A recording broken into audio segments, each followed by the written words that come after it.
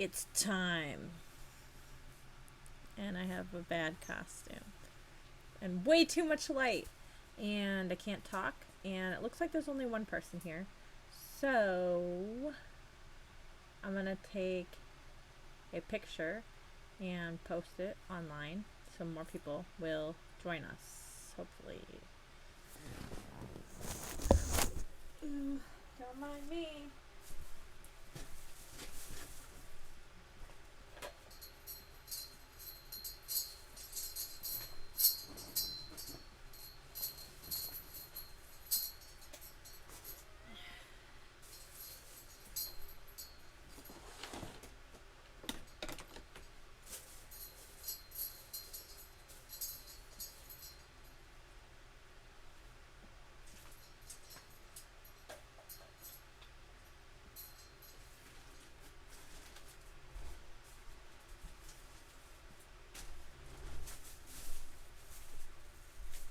Okay. Is this lighting better? Maybe. It's still too much.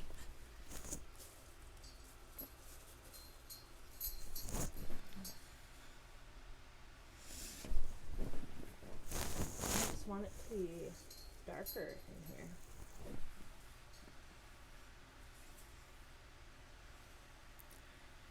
Do we have any friends today? I don't know what's...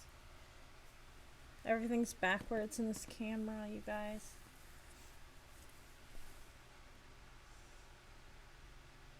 Anyone? Bueller? Banksy's here.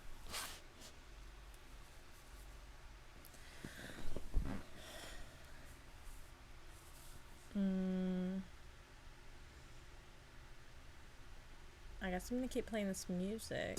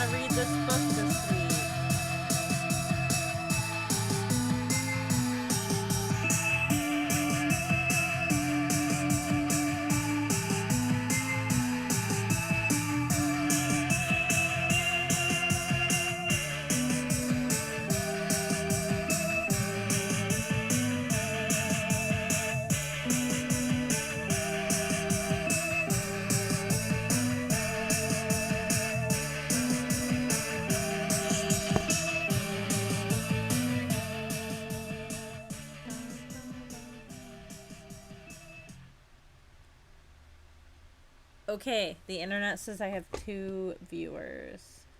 And I still feel like I need to adjust my lighting. One more time. Don't mind me. It's just too bright in here.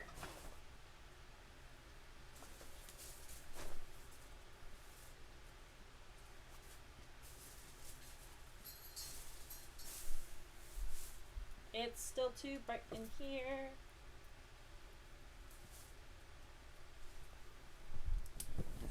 Ooh, now it's too dark in here. Oh, thanks. It doesn't look amazing, I don't think. But we can pretend. There's no happy medium here. How do I find a happy medium?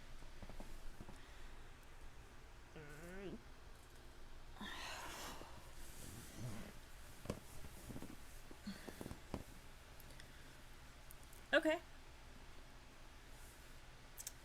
This might work. I keep wanting to pull it this way. I don't know what's happening.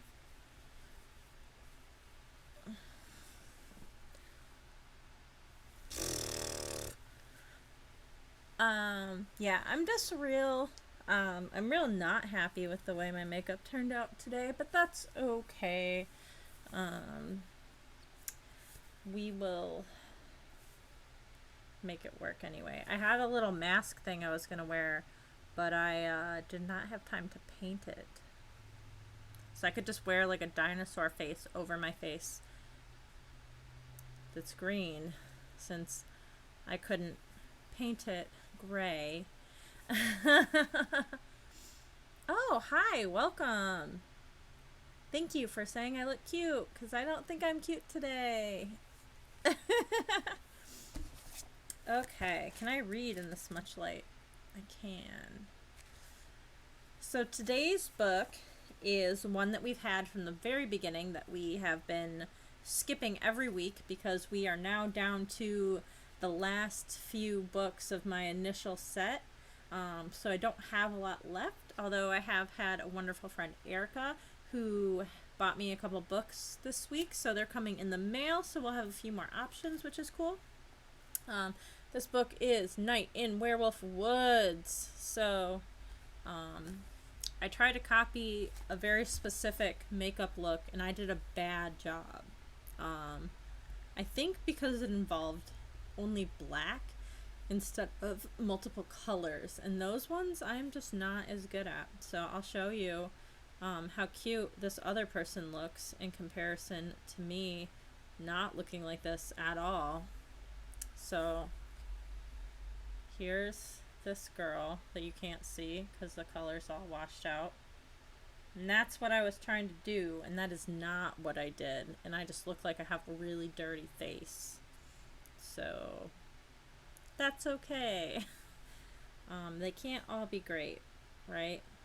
And then it took me a minute to set my fangs because I didn't do it earlier. So that's why we're behind. But we are closer than we've been in a while. In honor of being a werewolf, I'm only drinking straight blood today. So,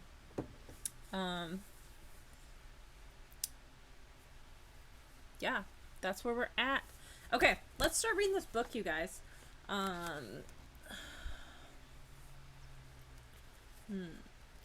Okay, so introduction. It's vacation time. Your family's going to Woods World Cabins. All the kids say terrifying creatures roam in the woods at night there.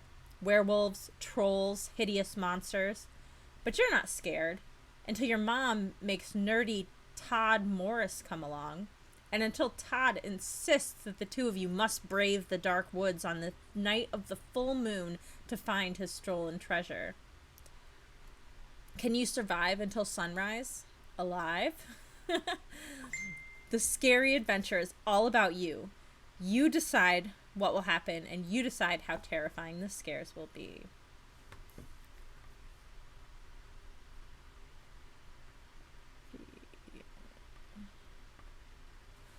Okay.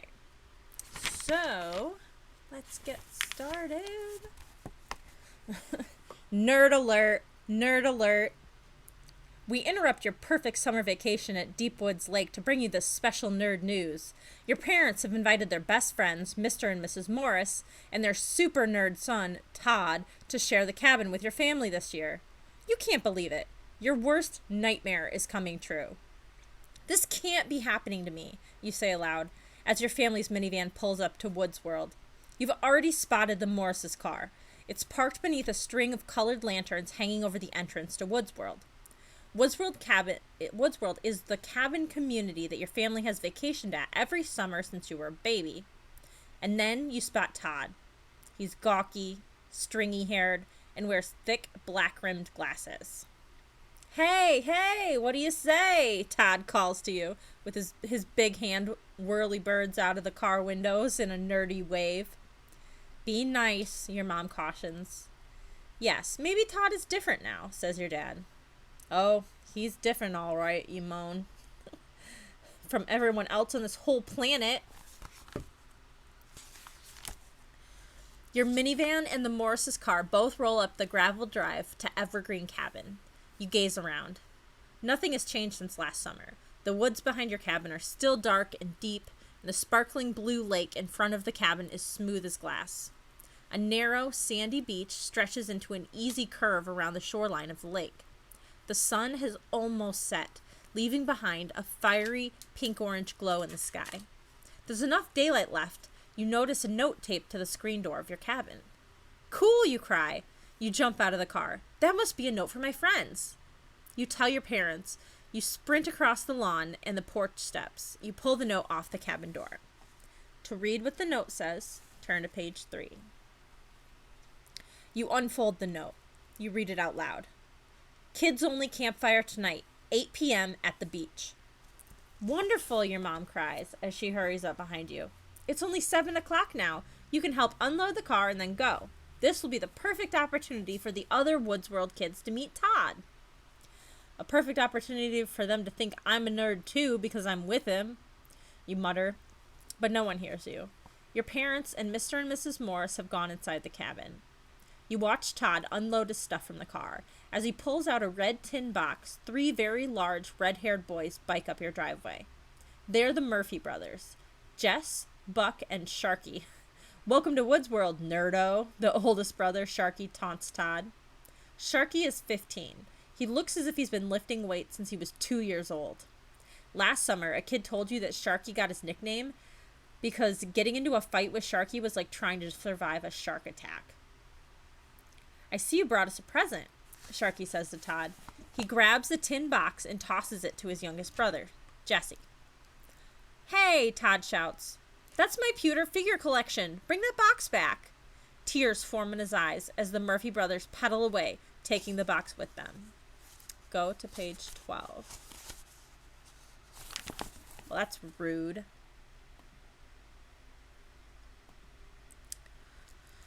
You try to pretend that you don't see Todd crying, but this kid is not a quiet sniffler. He's a loud sobber. Boo-hoo! Boo-hoo! Todd cries. Tears spurt out of his eyes like water main break in the middle of Main Street. All right, you finally say. I'll go to the campfire and get your precious pewter collection back. I'm coming too, Todd says. He wipes his nose on his sleeve. Gross. You glance over the porch. Your parents are so busy talking that you don't notice that Todd's tears are flooding the place. You notice, though. Oh, they didn't notice. You notice, though. Now you have to decide if you're going to bring Todd to the campfire or leave him to cry at the cabin. If you decide to ditch Todd and go to the campfire alone, we're going to choose option 1. If you decide to drag Todd with you to the campfire, we're going to choose option 2.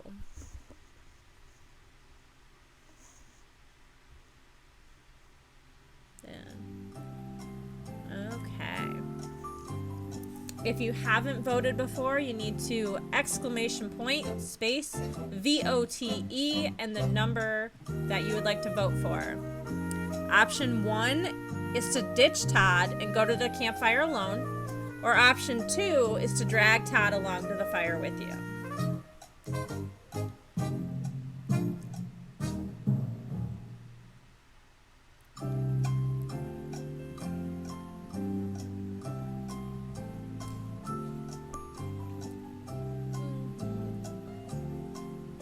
We got 1 vote out of 6 viewers. So I know there's more of you here, so more people need to vote.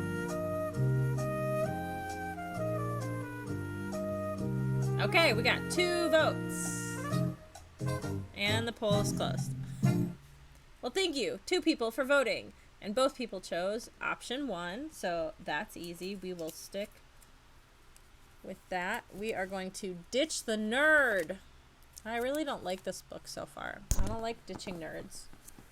We are friends with the nerds. Okay, we're going back to page 9. You leave Todd to cry alone at the cabin. You stay here and unpack your stuff, you say to Todd. I'll go to the campfire and get your box back for you. You hurry out the cabin door. You head for the usual campfire spot at the south end of the beach.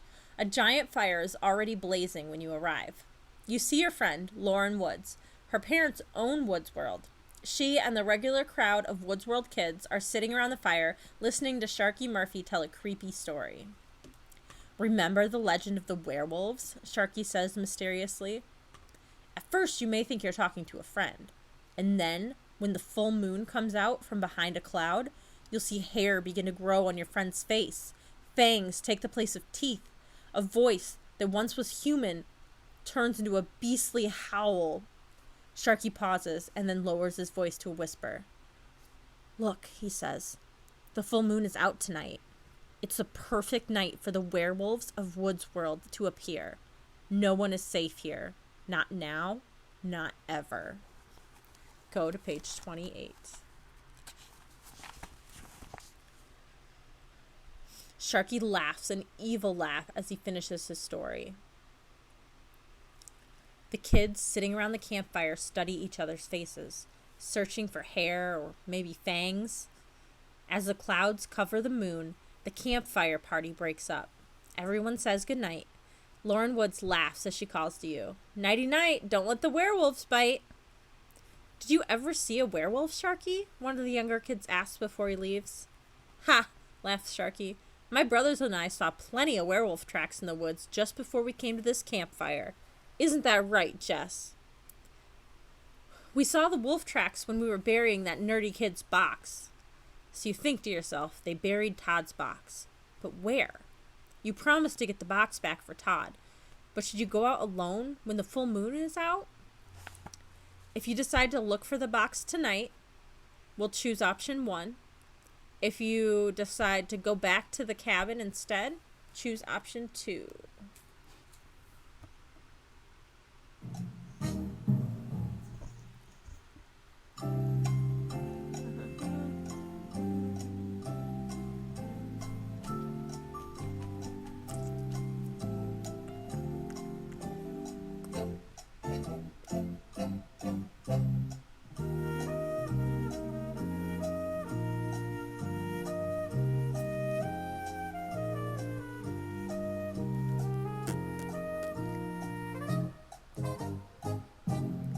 When I open my eyes real big, it makes them look like cat eyes. I feel like it's real creepy right now. Do you guys see that?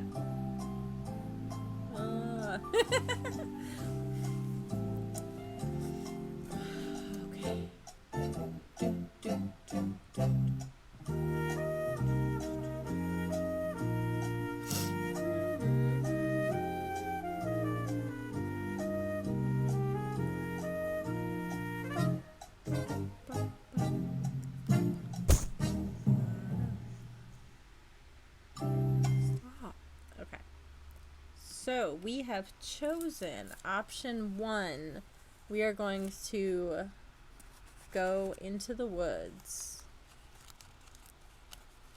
Man, with all this fur I have grown, it's really hard to maneuver these sticky notes. Okay, we're going to page 13. promise is a promise. You promised Todd you would bring his box back tonight. You decide you have to go into the woods alone. It's no big deal, you think to yourself. I've been coming to Woods World for forever. I've never seen werewolves before. You follow the Murphys up a gravel path to the woods. You hope that they will lead you to the box. The only problem is that the Murphys are nowhere in sight. They have sprinted up the path into the darkness. You peer ahead and see nothing. The full moon is behind a cloud. Total darkness surrounds you like a thick blanket. The woods are silent tonight. Even the raccoons and other night creatures seem to have gone to bed already. Nothing is out here. Nothing except me, you say softly to yourself. How, whoa, whoa, whoa! You whirl around. What made that terrible noise? You glance to your right, and then to your left. Nothing. You continue along the path. The gravel crunches under your sneakers, and then you see it, a flickering light up ahead. Go to page 106.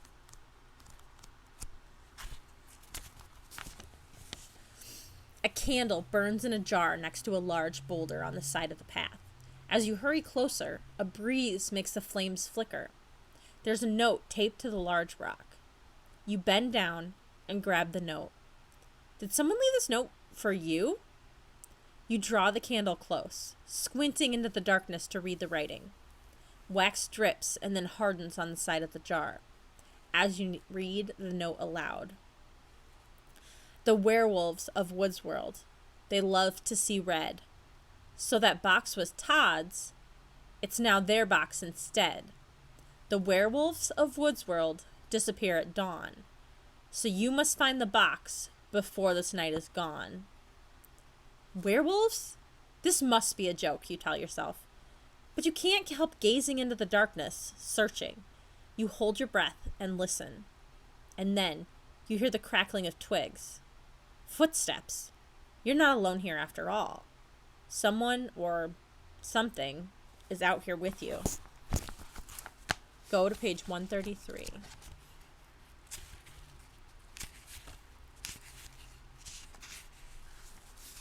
Oh wow. This book is a few pages shorter than the others. So 133 is actually the last page of the book. So cheers to the last page of the book. Quickly, you duck down behind an old tree stump. You listen for the footsteps again. They're closer now. But in the darkness, you can't tell exactly where they're coming from. Your heart pounds like a jackhammer. Footsteps. Closer. Closer.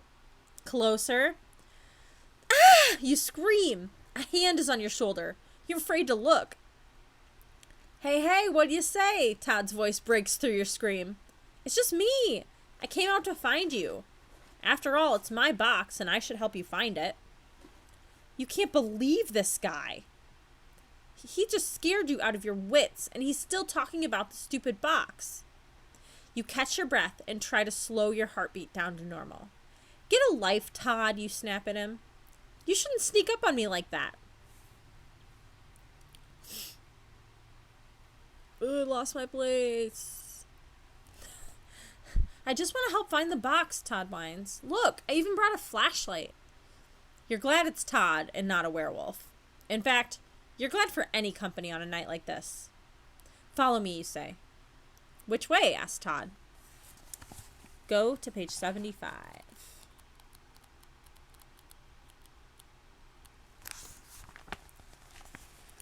This way, you answer. Toward the two red lights. You lead the way through a wall of thorny bushes. There should be a path to the beach around here somewhere, you say. Youch, Todd cries. These stupid thorns are scratching me all up. Better watch out you don't bleed too much, you joke. You don't want those werewolves to catch the scent of fresh blood. Todd's knees tremble as the two of you push through the overgrown vines and shrubs. Are you sure this is a path? Todd asks. It's so dark out here, I can't see a thing. Before you can answer, you hear, how, whoa, whoa! This time, the terrifying noise is very, very close. Oh no, Todd whines. What was that sound? You try not to panic, for Todd's sake. You flip on the flashlight switch. Darkness still surrounds you. You hit the flashlight on your hand. Once, twice, still no light. Stupid batteries, you mumble. But even without light, you notice the ground under your feet changing from dry to slippery and very slimy. Where are you? Go to page 4. It's a cave. In all the summers I've been coming to Woods World, you say to Todd. I never knew there was a cave here. Let's check it out. And then you hear a voice from somewhere deep in the cave. A voice calling your name. You think the voice sounds like Sharky Murphy, but you can't be sure. Hello, you answer. You start to move forward into the deep black cave. Todd tugs you back. Don't go in, he warns. Again, the voice from inside calls your name. You feel pulled by the voice and pulled by Todd at the same time. What's it going to be? Go in or stay out? If you want to answer the call of the cave, choose option 1. If you feel safer listening to Todd and staying out of the cave, choose option 2.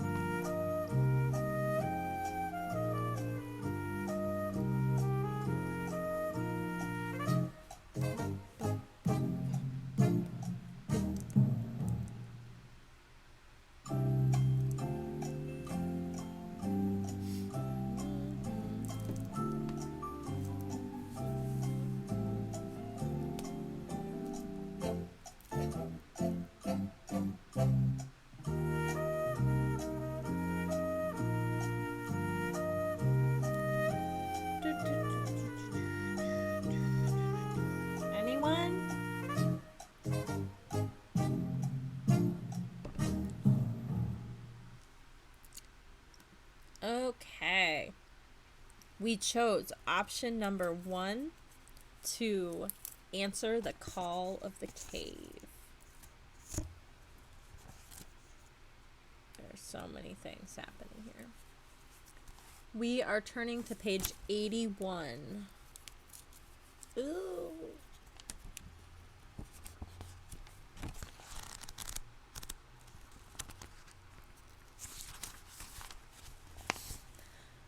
Come on, Todd, you say. You reach over to hold onto his arm. We're going into the cave. We're not going to let those Murphy brothers scare us, are we? We aren't? Gulps Todd. I mean, no, we aren't. A thin beam of moonlight shines into the mouth of the cave, and you can see that the floor is pure slime. You take one step forward, and your feet fly up into the air. You land flat on your back and bring Todd down with you. And then you and Todd start sliding faster and faster. Whoa! Your two voices blend into one. You squeeze your eyes shut. You feel as if you're sliding down the world's steepest water slide. Down, down you go. Faster, faster. You and Todd zoom down into a slime-slicked tunnel in total darkness. Just when you think your body can't take one more second of this wild ride, it ends with a grand slam. Bam! You smash into a wet cave wall. If you open your eyes now, choose option 1. If you can't bear to look and keep your eyes closed, choose option 2.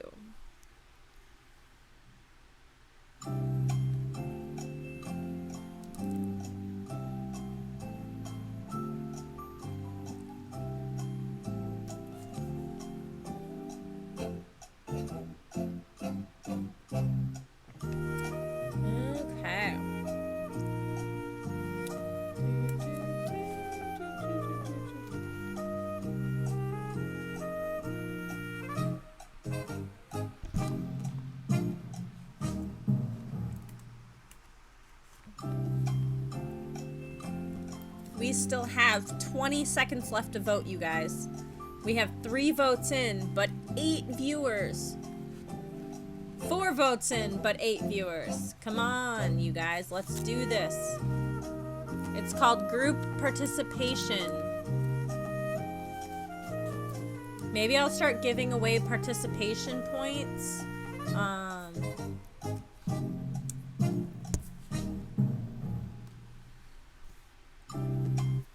I feel like that would be super cool. I still definitely want to think of a cool group name for us.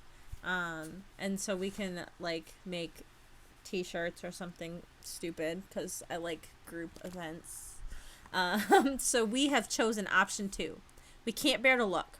Keep your eyes closed and try to turn to page 7. How am I supposed to do that with my eyes closed? I'm not doing it. I'm cheating. You keep your eyes closed. Your body relaxes. You start to feel light. So calm. You open your eyes wide. What happens? You bump against the cave wall. Must have really knocked you and Todd out. Whatever happened after that is a mystery to you both. You don't know how long you were lying in that pool of slime in the cave. You gaze around. You're out of the cave now and sitting propped up against a big tree. The light of the full moon is shining directly on you and Todd. Todd sits with his back to you. You look down and shriek. There are hairy, clawed hands where your hands should be. And then Todd turns his face towards you and smiles, a fanged smile. You open your mouth to scream, but the only sound coming out is a sound you've heard before. How wow wow! You remember Sharky's words. This is a perfect night for the werewolves of Woodsworld to come out. Sharky was right. No one is safe here. Not now. Not ever. The werewolves now have 2 new members of the pack. You and Todd. Break out the shaving cream. Things are looking pretty hairy now. The end. At least we ended on a pun for ending number 1. Okay, let's back this train up. This belongs here. Okay, we are going to open our eyes immediately on page 85 and see what happens instead. You and Todd hit the cave wall with a giant thud. You both open your eyes at the same time and see the same eerie sight. Eyes. Hundreds. No, thousands of bright yellow eyes. Eyes on the ceiling, on the walls, on the floor. Bats! Todd exclaims. He sounds more amazed than scared. They won't hurt us. I studied all about them for a science project. You're not so sure Todd's right. 2 bats fly right by your face. Their yellow eyes whiz past you like shooting stars. The flapping of their webbed wings creates a breeze that sends chills down your spine. You whip your head around and move out of the bat's flight path. As you duck down, you feel bat wings brush across your face. Their tiny claws catch you in the hair, and they fly away, yanking out small clumps of your hair as they go. The bats surround you.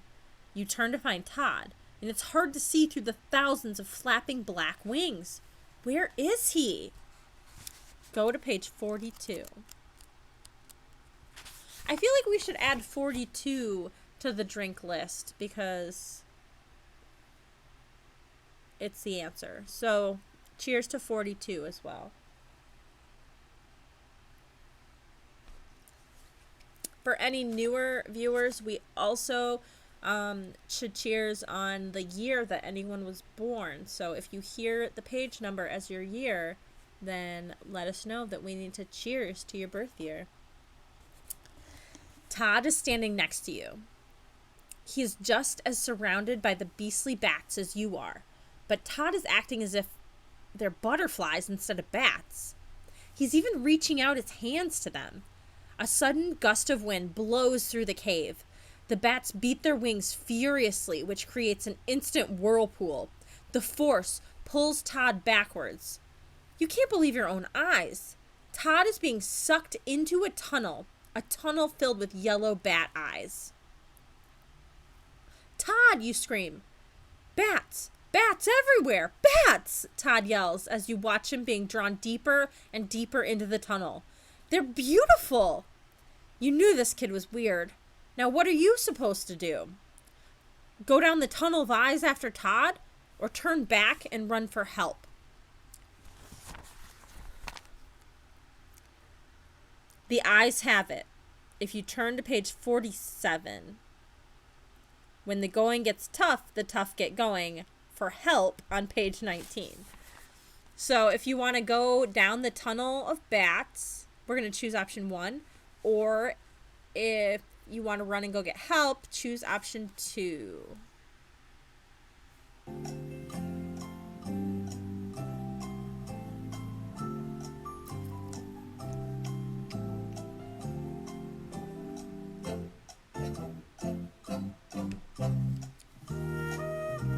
Unfortunately, your vote that says bats doesn't count because you have to put that in a separate message.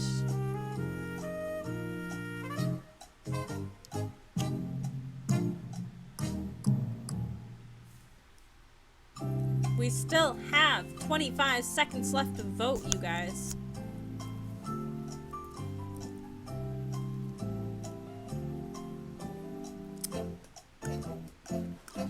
There we go. 3 votes, 4 votes.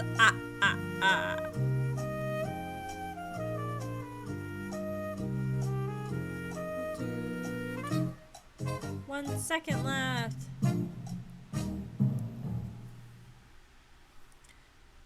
Okay. Option 1 was the choice. We're going down the Bat Eye Tunnel to save Todd on 47. For as much as we're like, this guy's a nerd, I don't like him, I feel like we really, we're going way out of our way to kind of save this kid, so he better be thankful for that. You know you have to try and save Todd from the bats, even if he doesn't realize he needs saving. Even if it means you have to face millions of bat faces yourself. You step into the tunnel. You don't even try to fight the power of the tunnel's air currents. You let your body be sucked into the open mouth of the black hole. Immediately, you hear the thwap of flapping wings. Thwap, thwap, thwap. I kind of really love saying thwap with these fangs in because it's slurred and it's even funnier. The sound is so close to your ears, it's deafening. You flap your own arms back at the bats. This clears the way in front of you. Now you can see the choice you must make. There are 2 more tunnels at the end of the tight squeezing passageway. Above the sound of the bat wings, you hear the roaring of rushing waves of water. The sound is coming from the tunnel on the left. From the tunnel on the right comes a wicked howling that can only be one thing: wolves. If you want to tackle the tunnel of waves, choose option 1. If you want to brave the tunnel of wolves, choose option 2.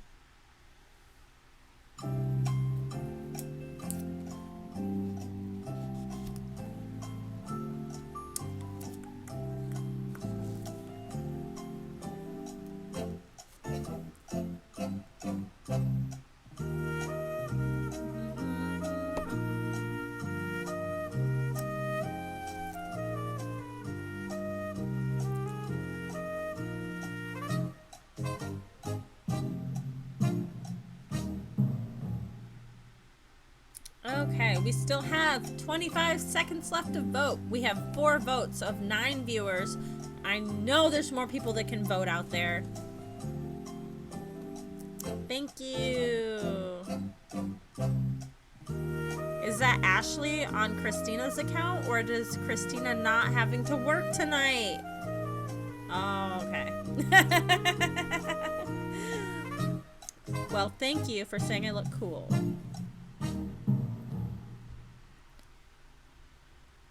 Okay, everybody chose the wolf tunnel. Let's go to page 130.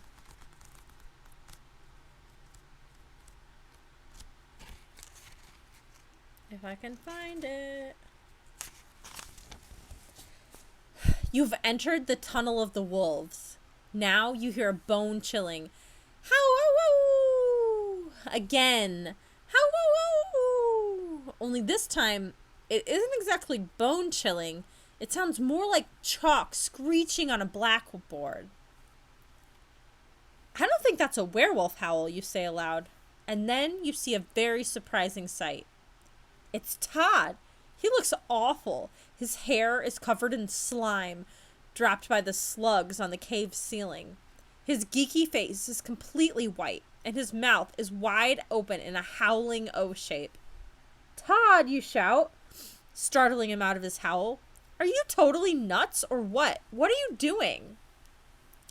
"I'm making the werewolves think I'm one of them," Todd answers in a terrified and shaky voice. "I heard them running, and I didn't know what to do, so I started howling." "I don't believe it," you say. "Todd, you are..." And then you hear the werewolves too. They're running. But which way? Towards you or away from you? Go to page 68.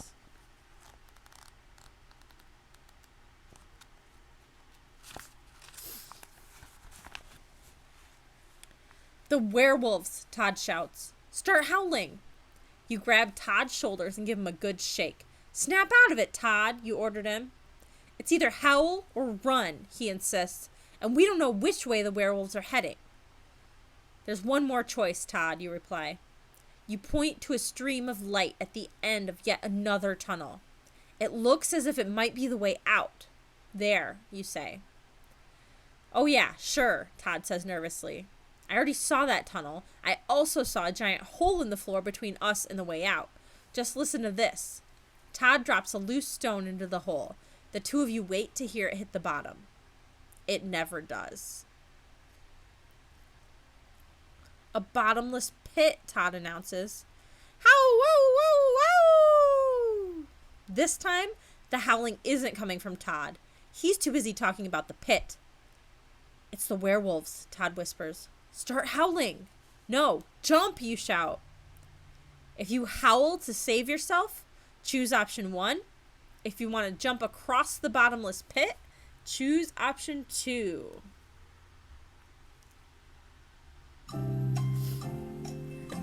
Is there ever an option to be less of a jerk to Todd? Probably not, because we hate Todd for being a nerd, apparently.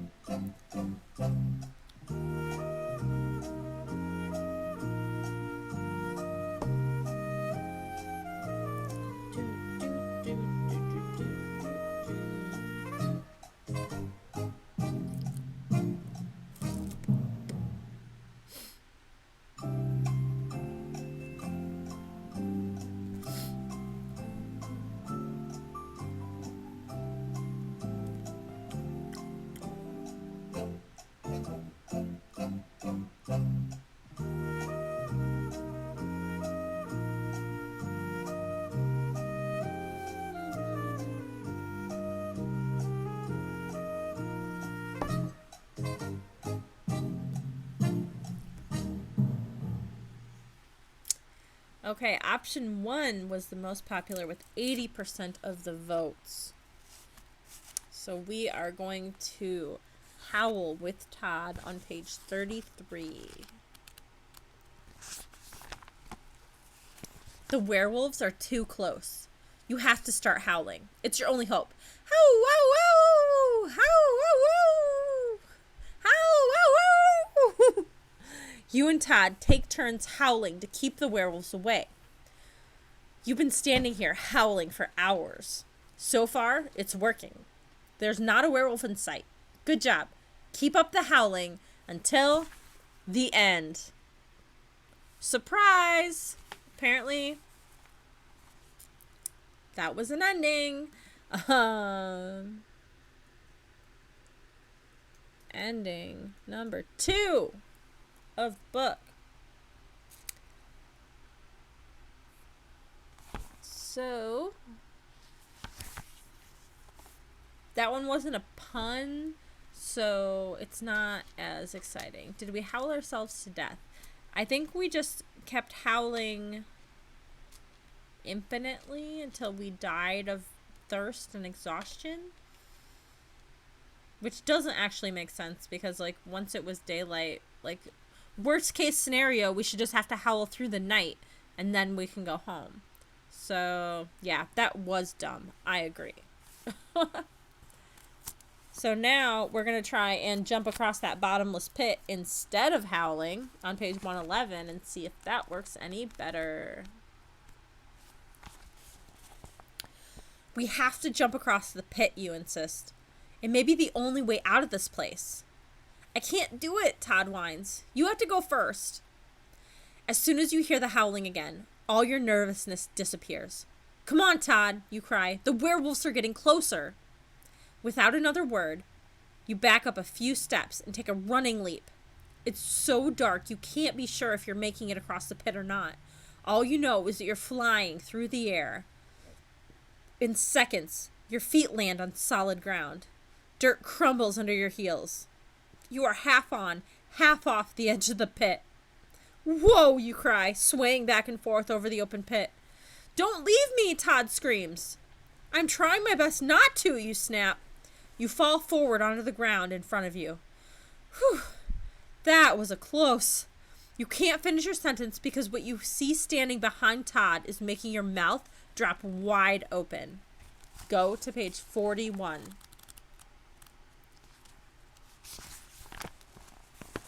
Werewolves! There are werewolves behind you, you manage to finally scream. Jump, Todd, jump! You fumble with the faulty flashlight. This time, it goes on. You point the flickering beam past Tom's slug-slimed head. You aim for the eyes of the snarling beasts. Yes, it's working. The light is hypnotizing them, you shout. Hurry, jump across. Pause. Why would the light hypnotize them? Continue. Oh, Todd cries as he glances back and finds himself eyeball to eyeball with the werewolves. Jump, you yell. Jump! As the werewolves reach out for him, Todd jumps. You lean over the edge of the gaping pit and grab for Todd's outstretched hand. You stretch your own arm as far as you can, and we're given two options here. Ooh, moth wolves. Smart. That makes sense. Okay. I'm just gonna pause real quick to say, of the probably about 20 some books that we have read so far, there's been like one or two where the options are less like what you do as more as the option. Wow, I just made the worst sentence ever. The options are more choosing the outcome, and that's kind of lame, and this book is apparently one of those books. So our options here for this poll are: option 1, if you catch Todd, choose option 1. Option 2, you don't catch Todd.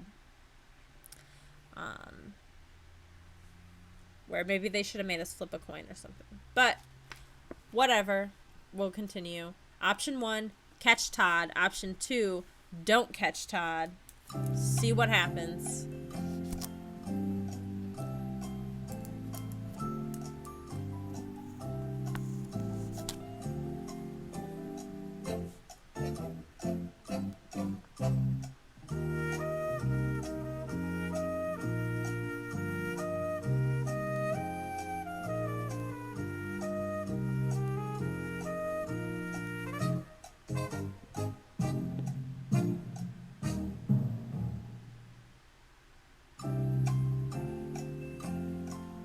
We still have 20 seconds left to vote. We actually have 7 votes in. Thank you to people who weren't voting before and now are voting. That's a lot of votes, you guys.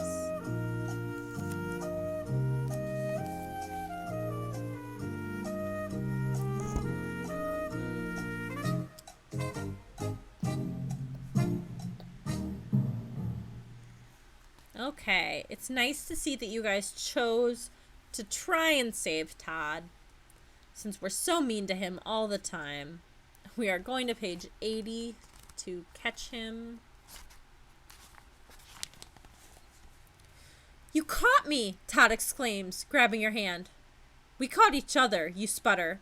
Your hands grasp Todd's hands over the center of the hole. Oh no, we're falling! I can't look, Todd shrieks. Oh, brother, you think, as you feel your arms and legs become all tangled up with Todd's. Just my luck. Of all the people in the world I could have fallen into a bottomless pit with, it had to be Todd Morris. Okay, I guess we weren't being nice to him. Down, down, down you fall. Spinning and tumbling head over heels, over heels, with no end in sight. Todd sticks to you like syrup to pancakes. And now that you think of it, he's probably getting that syrupy slug juice all over you too. You're not sure which is worse, having Todd glued to you or being slimed by the slugs. You have plenty of time to think about it, since you'll be free falling for quite a while. Fall over to page 38. I'm really surprised that wasn't instant death, actually.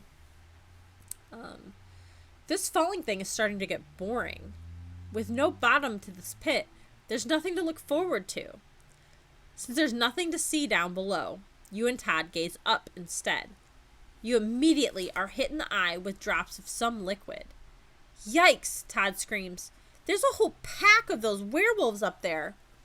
Todd's right. At the rim of the pit, 20 or more hungry werewolves are leaning into the hole. Those drops that hit you in the eye were drops of drool dripping from the fangs of the hairy beasts. Gross. The werewolves want food, and you and Todd are it. You can feel their fire-red eyes staring right at you. A hot glob of drool hits the tip of Todd's ear and dribbles down the side of his neck. Oh, disgusting, he moans. He pulls his hand away from your arm to wipe off the steaming drool. Uh-oh. Todd is falling away from you. You're both on your own now. Go to page 102.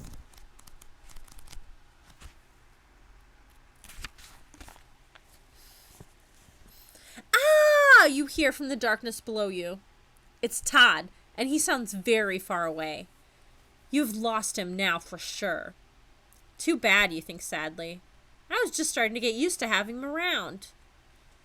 Goodbye, Todd, you call as loud as you can. I'm sorry I said you were a nerd. I really do like you, you know, honest. With big tears in your eyes, you call out one last, bye, Todd, I'll miss you. Really, I will. You really will miss me? A happy voice calls out unexpectedly, right next to your ear. Wow, that's swell. Huh? What's going on here? Turn to page 93. Hey, welcome back, Ace of Spades. Thank you for the compliments.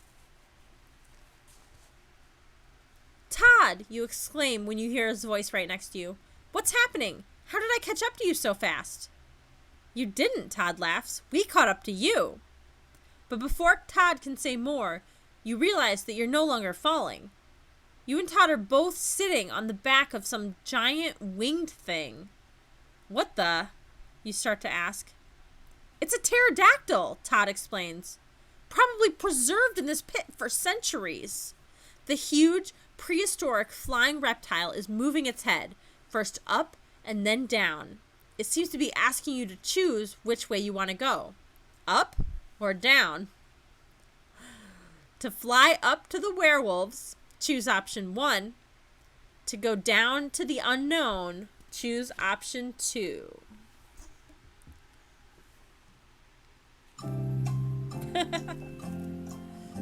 I love those ... What? You weren't into the pterodactyl in the werewolf cave option?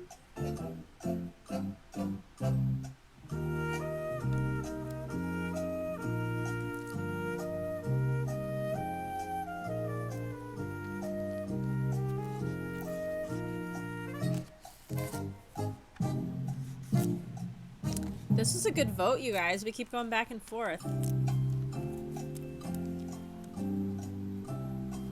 We can't ride on a bat.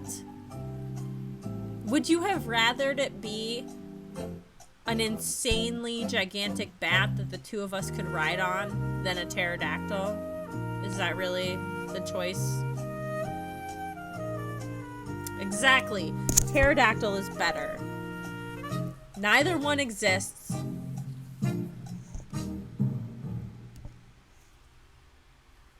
Bats are not creepy. I love bats. Some of the ones that actually look like wolves, I don't like.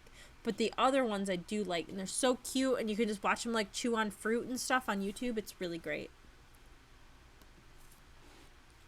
Bats do not give us coronavirus. Because we don't eat them. Okay. The majority chose to go down into the unknown. We're going to zoom to page 88. Well, the one did because the guy ate it. But, like, we're not going to eat them. So it's not going to happen to us. You and Todd agree that you've had enough of the werewolves. Let's keep going down, you say. Yes, Todd agrees.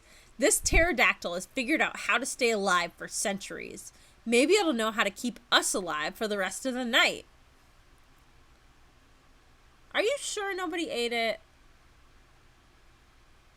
Not snacks. Good thinking, you reply. And then to the pterodactyl in order. Down, please. As if he's an elevator operator. I like that. With a giant flapping of his bony wings, the prehistoric creature points its head downwards.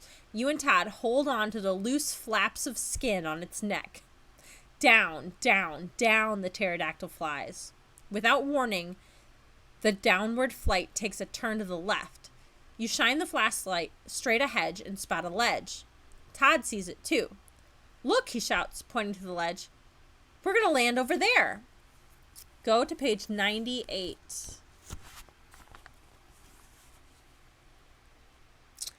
The pterodactyl nosedives down to the ledge with a great swooping motion.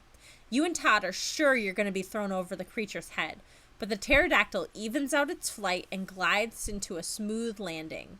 The two of you tumble off its back and onto the rocky ground. Think, you start to say, but before you can get the whole word out, its wings are flapping again. The pterodactyl's heading back into the darkness of the pit. You and Todd are left alone on the narrow ledge. Behind you, there's a door. It slides open. Going down? A man dressed in an elevator operator uniform asks. Which is hilarious, considering I just called the pterodactyl an elevator operator. Do we have a choice? Todd asks. Always, the man says mysteriously. Go to page 117.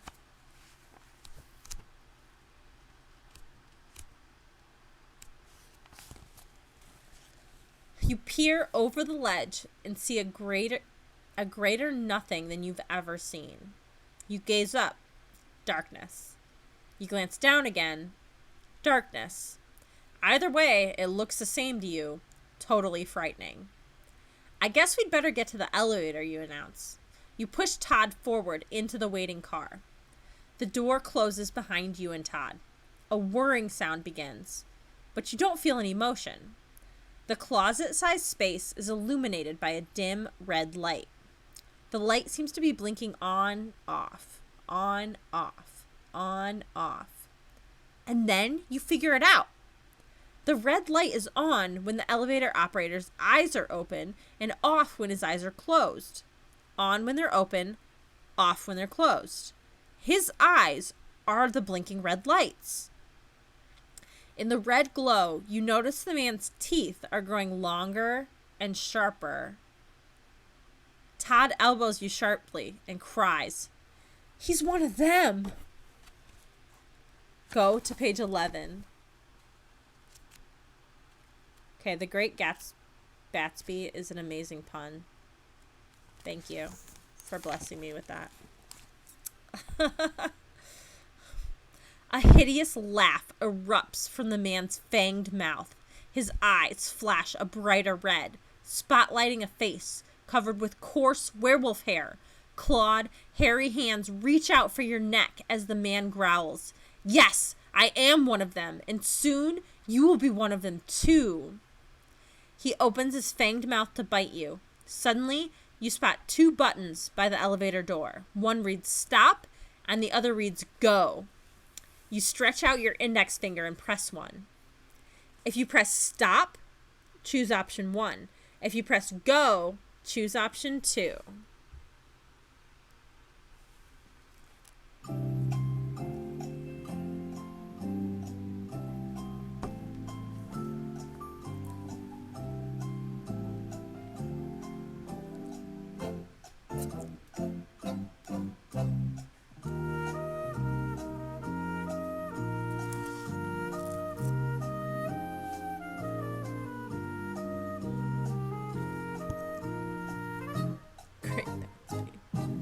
I agree, Great Gatsby is really good. Can we write and create like a small local play called The Great Gatsby? Because I'd be like way into that. Let's do it. I'll do costumes and lighting.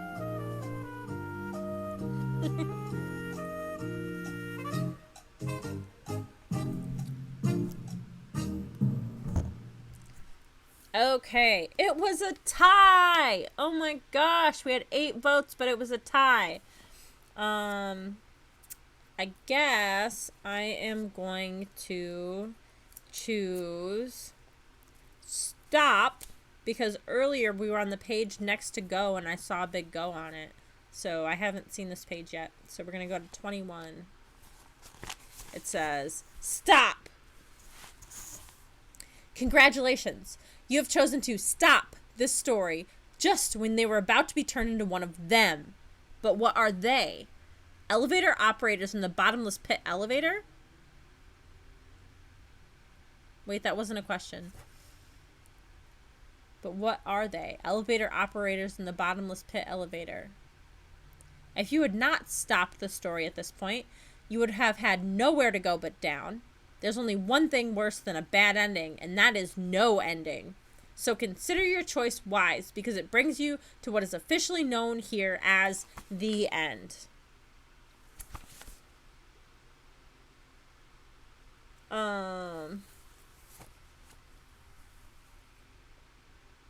Okay, that's an end. I think that was kind of a okay one, actually.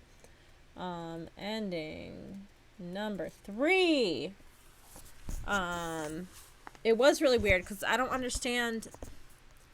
Because it says, this story, you've chosen to stop this story just when you were about to be turned into one of them, but what are they? Elevator operators in the bottomless pit elevator.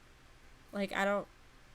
So are all the werewolves elevator operators, and that's like their job, and that's what you were turning into, is an elevator operator? I'm not quite sure what happened here, so but we'll keep going. We're gonna go to the go page instead on page 29.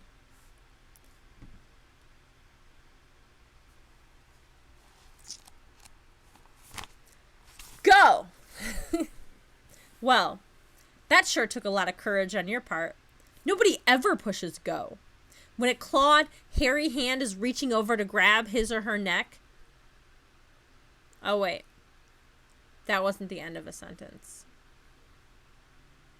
Oh. Nobody ever pushes go when a clawed, hairy hand is reaching to grab over his or her neck. There we go. But guess what? You push go, and now you and Todd are both going to have the ride of your life on the bottomless pit elevator. But wait, the elevator door slides open. The elevator is stuck. You have a second chance. Do something. Fast. 1, 2, 3, jump, you cry, as you pull Todd out the door. Holding onto each other, you and Todd begin to fall. Down, down, deeper and deeper into the pit. You pick up speed. Your ears start to pop as your body plunges faster and faster. Your body flips upside down, Everything is spinning, and then a sharp ringing sound pierces your ears. Turn to page 52. The ringing is so loud, so horrible, the sound shatters the darkness. You have to stop the noise, some way, anyway. You can't stand it any longer. You reach your arm out into the blackness and shut off your alarm clock. You slowly open your eyes. You look around. Where's Todd? And then you realize you're at home, in your bed, clutching your pillow for dear life. Your mother pushes open the bedroom door and pokes her head in. Rise and shine. Today's the day we go to Woods World. Really, you ask? You need to make sure that this truly was all a dream. The red tin box, the pit, the werewolves. What time are we meeting Mr. and Mrs. Morris and Todd out there, you ask? What are you talking about, your mother says. The Morrises aren't coming with us. It's a family vacation. You, me, and Dad, just like always. You smile and lean back into your pillow. This just may turn out to be a fantastic summer in the end. A cop-out? I don't know. I guess it doesn't matter that I lost the page. Okay, ending number 4. So I don't think it's like that much of a cop-out, considering that of all of these books that I've read, I'm not sure that they've ever really chosen a dream as being the, like, ending. As like, oh, actually none of this was happening. So it's not common in this series to do that. So I don't feel that it's a cop-out in this case. Okay. Now we have to go back to where the pterodactyl caught us, and we chose to go down into the unknown. And this book says down to the unknown, but I have to say down into the unknown because I've seen Frozen 2 and listened to that song 1,000 times. But instead, we're going to soar to page 116 and fly up to the werewolves. Go up, you command.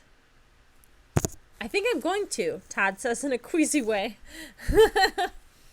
I said go up, not throw up, you yell. The pterodactyl instantly points his head upwards and flaps his wings hard. Up, up, up you rise. You soar through the darkness at speeds you never thought were possible. Wow, Todd exclaims. This thing really moves. He's right, in fact. As you look up and you realize the pterodactyl has moved so fast, you're almost at the mouth of the bottomless pit. And you're almost at the mouths of a pack of very hungry werewolves. Their fang-filled mouths are watering. Fly to page 15. How wow wow! You hear the werewolves howl in the not-too-distant distance.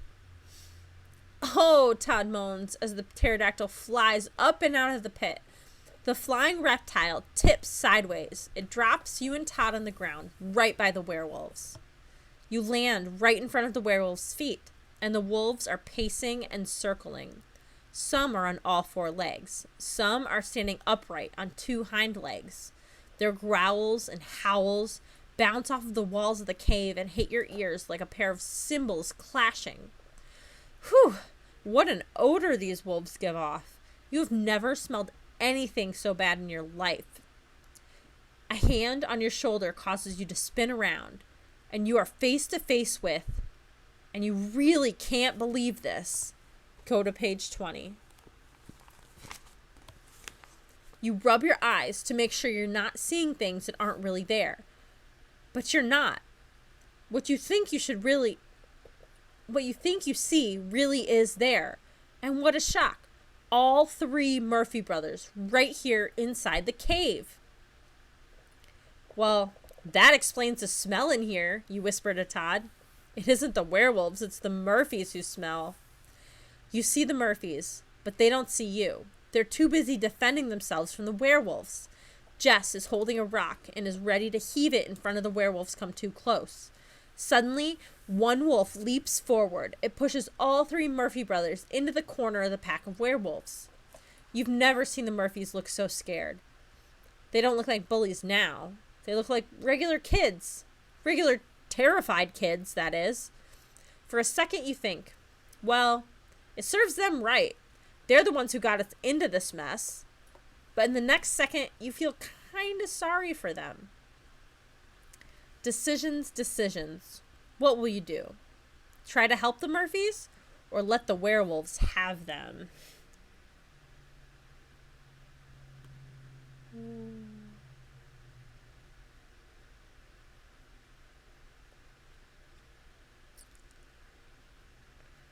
That's hilarious that you guys both chose Twilight references.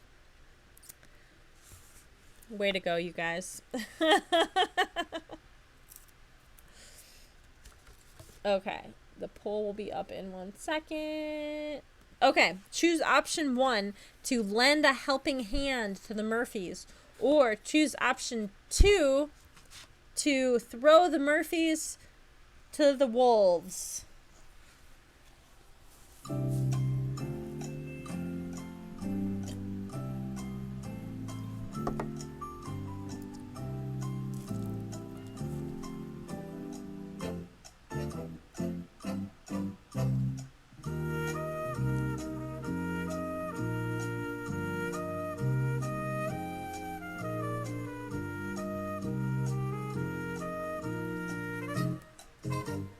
The drop kick the Murphys. Yes.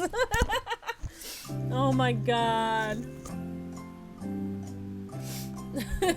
We still have 15 seconds left to vote if you haven't yet, you guys.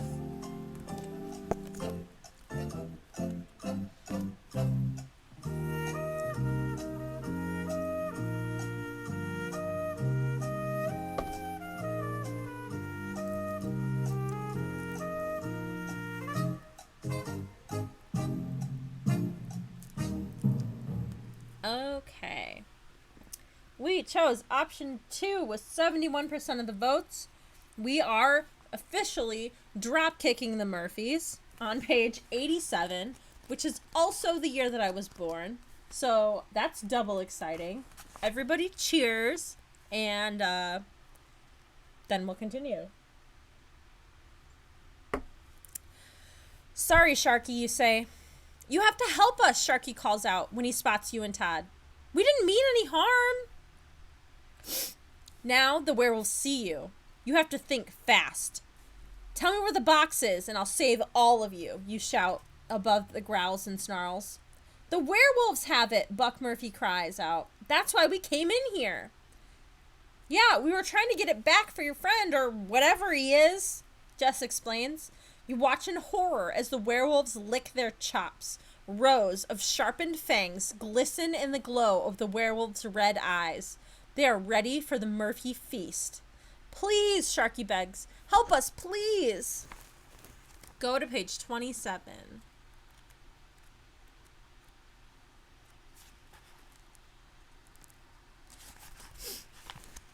And then you see the thing that started this trouble, the red tin box. Buck was telling the truth. The werewolves do have the box. Todd, look out, you cry out. You point to the box. Ooh, I did that totally wrong. Todd, look, you cry out. You point to the box resting at the feet of the fiercest werewolf. My pewter collection, Todd exclaims when he sees the box. He forgets for the moment that danger is only inches away. The werewolves' tongues hang out between pointed, oversized teeth. The smell of their hot breath makes you feel sick. The pterodactyl from the bottomless pit swoops past you. The flapping of its wings sends dust and dirt flying up from the ground. The werewolves tuck their faces under their fur-covered arms, trying to keep the clouds of dirt out of their red eyes. While the werewolves' heads are buried in their arms, you and Todd crawl between their hairy legs. You grab a red tin box, and then sprint to a corner out of the wolves' immediate sight. Got it, you cry, clutching the box to your chest. Turn to page 124.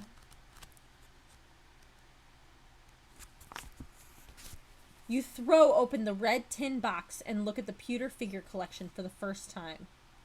Awesome, you cry when you see the treasure. Inside the box are the most finely crafted, beautifully jeweled pewter figurines you've ever seen. Yes, you say to Todd, it was definitely worth the trouble. Each figure is in its own velvet-lined compartment. You can't resist taking out the pewter dragon with the emerald eyes. Incredible, you whisper. You turn the figure around in your hands and study the details. You return the dragon to its compartment. One by one, you take out each figure and study it. There's a prince waving a crystal-bladed sword in the air, a ruby-studded castle, a diamond-eyed skeleton in a hooded cloak, and a magic sorceress holding a fiery crystal sun high above her head. They're all safe, Todd exclaims with relief. He helps you put them back in the case and close the box. But we're not safe, you say. Turn to page 121 and see why. I mean, there's a lot of really terrible horror movie mashups out there, so, like, there has got to be, like, a werewolves versus dinosaurs. Like, there's no way that does not already exist. The werewolves have all lowered their arms and turned at once. They're licking their bloodthirsty lips. Their eyes glow like flaming torches. One of the hairy beasts grabs Todd and breathes hot, stinking wolf breath in his face. No, please, cries Todd. You can see tears gush from his wide eyes. You can have the collection, he tries to bargain. The werewolf snarls and bares his pointed fangs. Its mouth opens wide enough to take Todd's whole head in one bite. Does Velocipaster have werewolves? I haven't seen that, and it's on my to-watch list. Howl, you howl. You try to draw the werewolf's attention away from Todd. It works.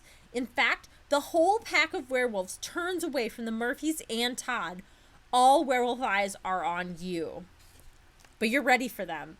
In one swift motion, you open the box and hold up the pewter sorceress.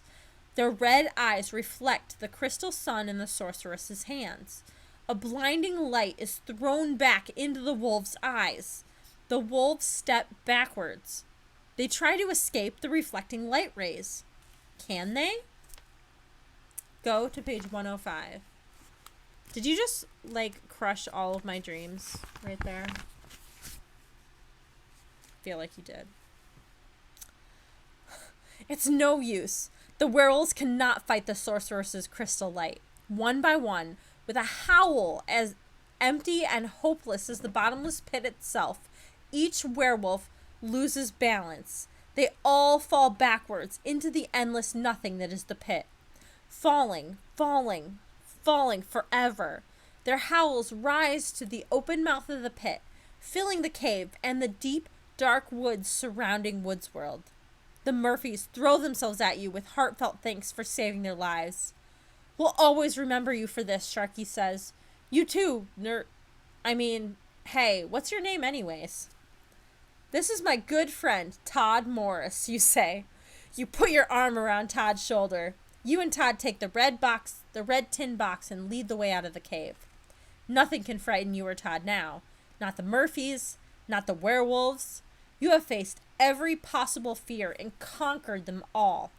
For you both, this should be a very happy end. Okay. I think that was ending 5. Yes. Ending number 5. NDNG number 5.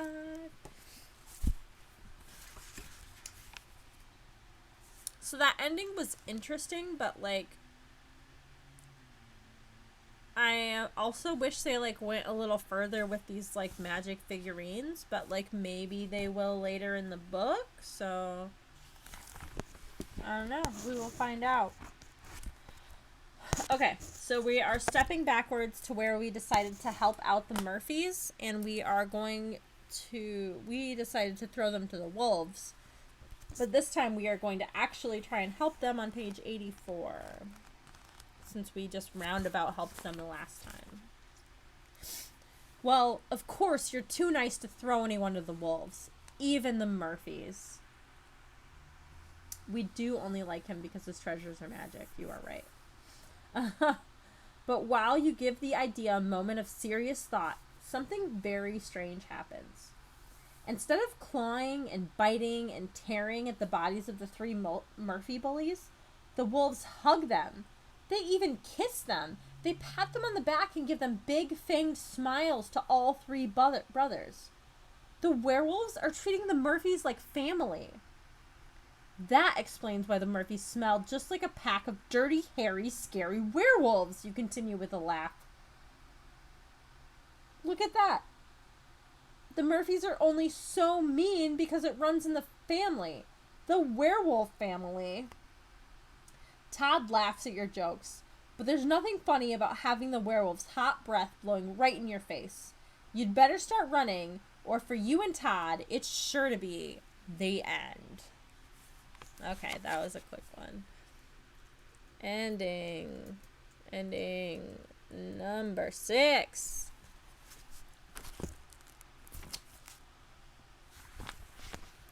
Okay, another step back. And now we are where we leapt over the bottomless pit. And the last time we chose to catch Todd. And we are going to see what happens if we do not catch him on page 61. Oops! You missed. Sorry, Todd. You call down to the bottomless pit. You lean over and watch Todd get smaller and smaller and smaller. You hear Todd's voice calling your name as he falls down, down, down, down, down, down, down, down, down, down, down, down, down, down. But you don't feel too bad. After all, it's a bottomless pit, so you know Todd will never reach the end. That was ending number 7.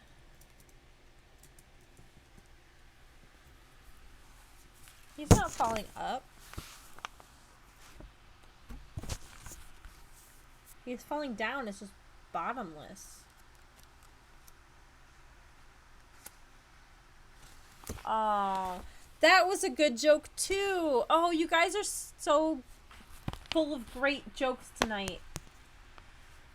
It does sound like a lot of quick endings, but only because we've gone this far with like only just a couple. So that's kind of how it works. I don't know which one of these is most recent, so give me a second to figure it out.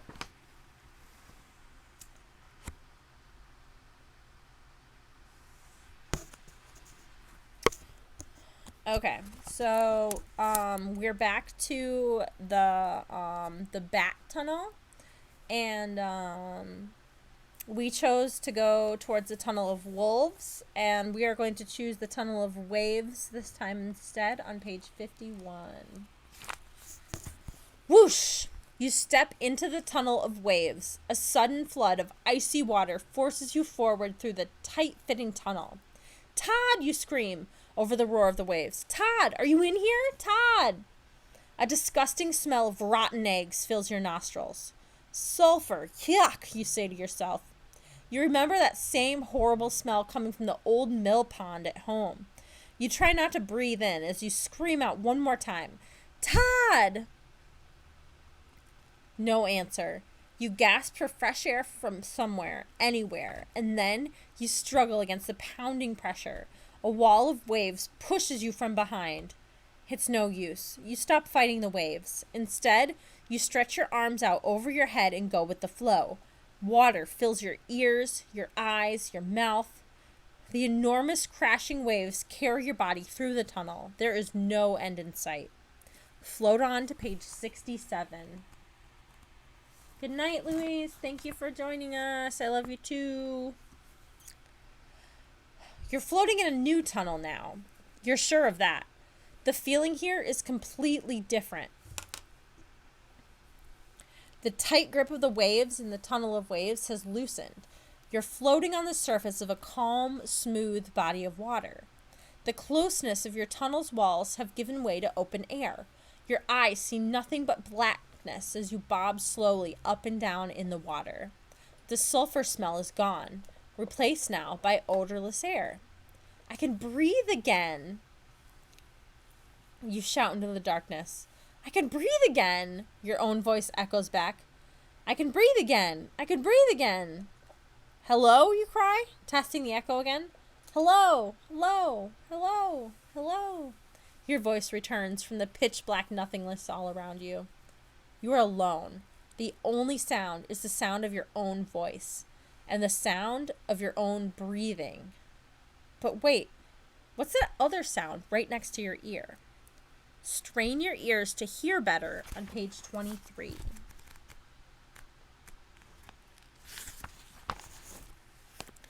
You thought you were alone, floating in the darkness, and you thought your own breathing was the only sound around. But now, right next to your ear, you hear other breathing. The air is being sucked in and blown out. Air in, air out. You strain your ears to listen better. You hold your own breath so you won't confuse it with this new sound. Yes, it is breathing. Slow, even, steady, deep breathing. Air in, air out. Air in, air out. The rhythm is as regular as a sleeping giant's breathing. But in the darkness, you see nothing. Your eyes are no help to your ears now. All you can do is listen. Air in, air out. Air in. Your own breathing begins to join in the rhythm. Air in, air out. Keep breathing and go to page 113.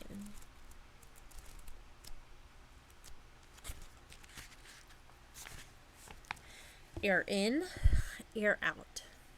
Air in, air out. With the next air in, your floating speeds up. You're no longer bobbing slowly up and down on a calm body of water. Now you're being towed by some force you cannot see. Help, you scream. Help, help, your own voice echoes. Oh, it's no use, you cry. Oh, it's no use. Oh, it's no use, the echo agrees with you.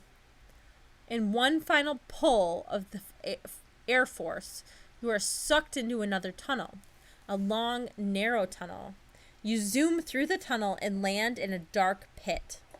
Oh no, you sob. But this time, there is no echo. There is only a loud burp.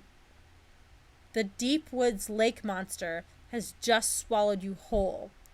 Sad to say, you're all washed up. For you, this story has come to the end. Well, that one is not so great because we didn't even hear a story about the lake monster before we got eaten by him.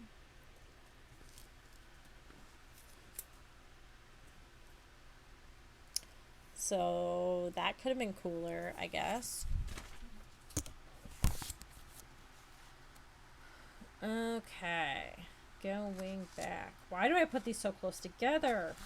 Okay, so we got... Oh, we already did that one. Never mind. We are stepping back to where we first went into the bat tunnel. And we chose to jump in after Todd to save him. And this time we are going to try to run away for help instead on page 19.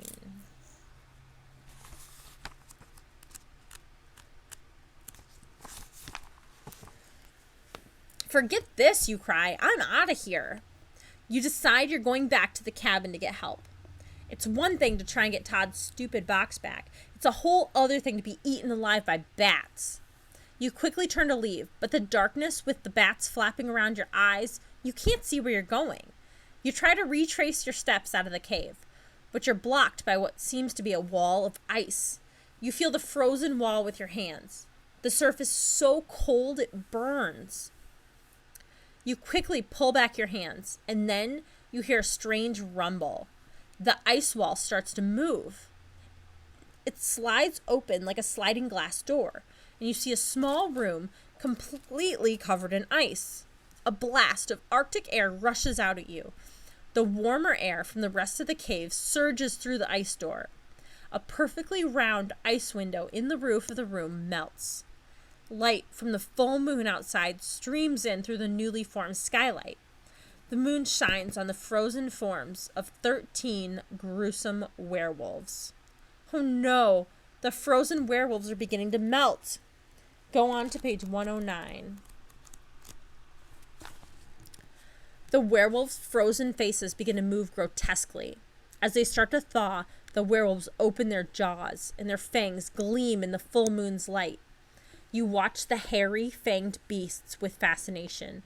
They seem to communicate to one another in low growls and short howls. When all of them seem to be totally unfrozen, the leader of the pack leads the way out through the open ice door.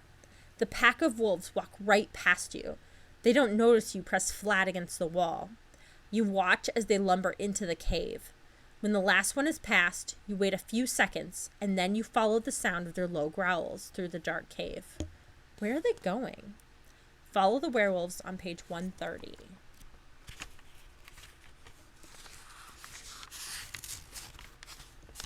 Okay. I'm going to pause real quick because I have to pee so bad. I just can't even do it. So, I'm going to play this other song for like 2 minutes and I will be right back, okay? Sorry, guys. Pee breaks are essential. Stay hydrated. Playing from Amanda's iPhone. Oh, I love that. Thanks.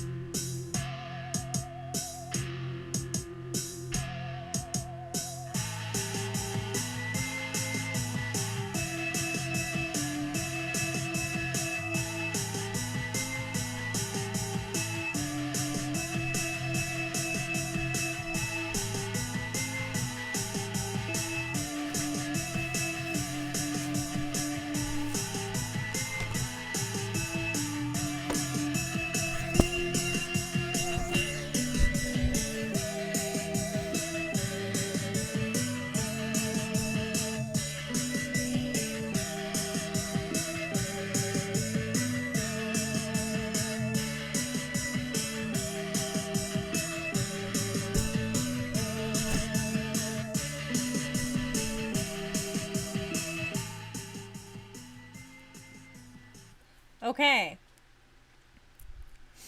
I'm back. What did I miss? What kind of wolf wouldn't be able to smell a human? Oh, I didn't see that joke at first, and I just saw your response of a wolf with a deviating septum. And I was like, how did you know that I have a deviating septum? I'm like, is my nose ring that crooked? So that was funny. But yeah, when I open my eyes wide, it looks like I have cat eyes, and it's really cool and creepy, right? I look like I'm like cross-eyed weird when I do that, but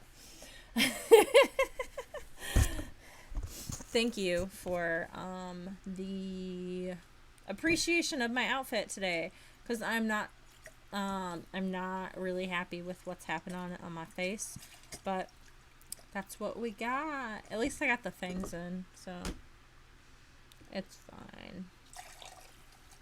Okay, so let's keep on going. Oh no, something is falling out of the book. No, it's not. Something got caught in the book. So we went to page 131. No, 130. Is that where we went?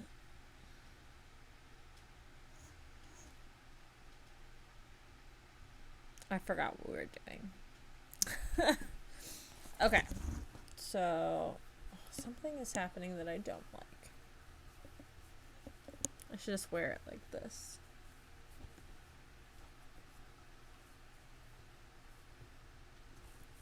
Just read like this the whole time.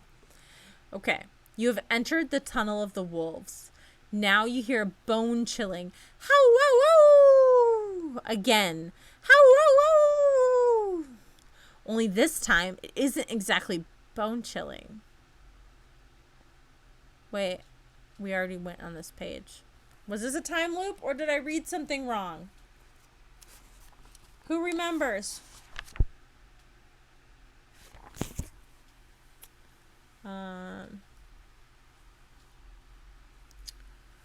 I think it's a time loop. I'm gonna go with the time loop because I don't know what happened.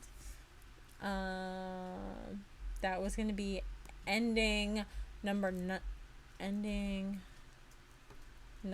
8, one time loop.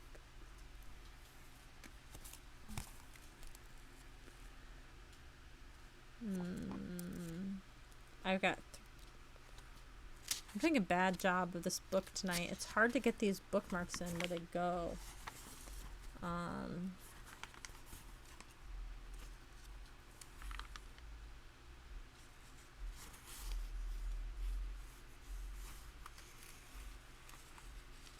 Okay.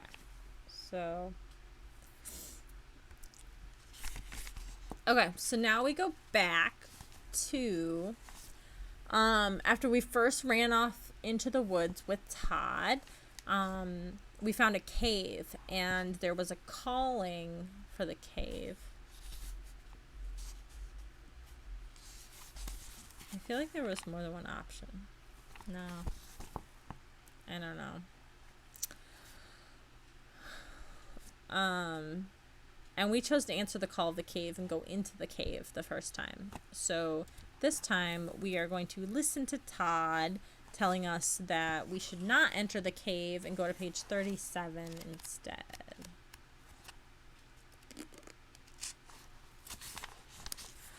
All right, you snap at Todd as he pulls you back from the mouth of the cave.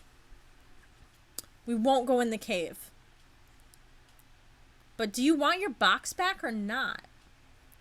Of course I do, he says, still holding on to you. But I think I'm allergic to caves. I feel kind of strange.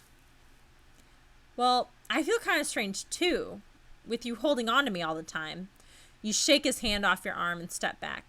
Oops. Instantly, your feet sink into a thick, mucky goo that won't let go. Quicksand. You're glued to a spot and sinking deeper and deeper. Hey, Todd, you cry. Get me out of this, will you? But Todd isn't listening. He has his back turned, and he's staring at a beam of light shining through a crack in the cave ceiling. Todd gazes up and shouts, I see the full moon. Never mind the full moon, Todd, you beg him. Please pull me out of here. Todd does nothing. You quickly check and see that Todd isn't standing in the quicksand, but he can't seem to move either. He stares motionless at the light of the full moon. Todd is in a trance. Turn to page 10.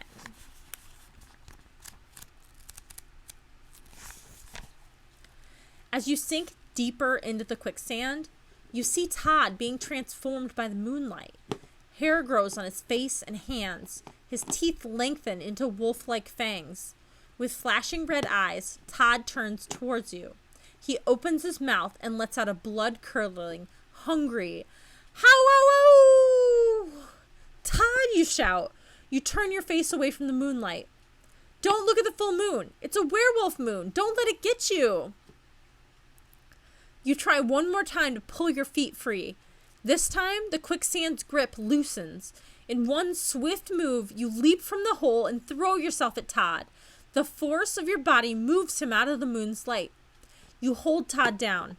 The beam of moonlight slowly disappears as a cloud passes over the full moon. As the light goes away, so do Todd's werewolf features.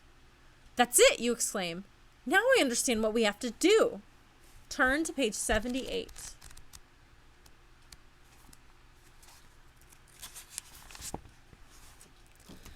Sharky was wrong when he said no one is safe here, you tell Todd.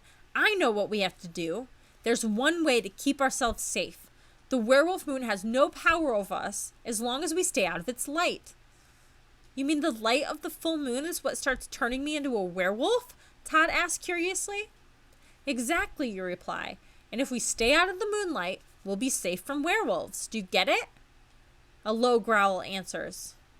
"Todd, was that you?" Hurry to page 22 before it's too late.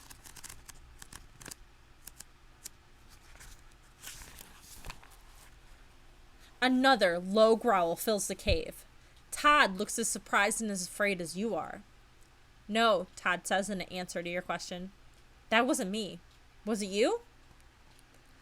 The growling sound is louder now. Louder and closer. "No, it wasn't me," you reply. The full moon's beam suddenly breaks through the crack in the cave's ceiling. The cloud is passed by and the moonlight is as clear and bright as a Hollywood spotlight. This time, it's not shining on Todd's face. It shines on another face. And another. Two faces that are not quite human. Faces that are transforming before your very eyes into snarling, growling wolves. Werewolves, to be more exact. What should you do? Your knowledge of the Goosebumps book, The Werewolf of Fever Swamp, will help you decide what to do. What type of bird did the Werewolf of Fever Swamp rip apart? If you think it was a cardinal, then we'll choose option 1. If you think it was a heron, we're going to choose option 2. And it's going to be just a second for me to pull the poll back up.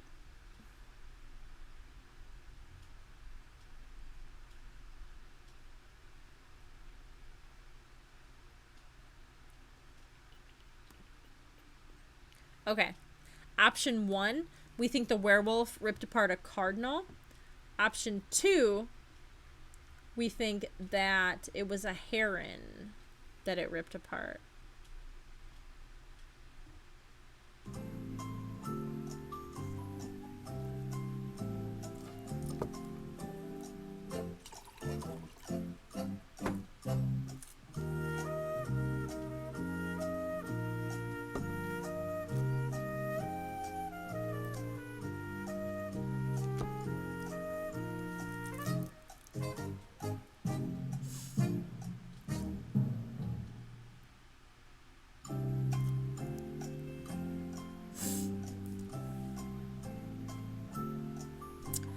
We still have... Why is there a vote for 3? Who voted for 3? There's no 3. Option 1 is a cardinal. Option 2 is a heron.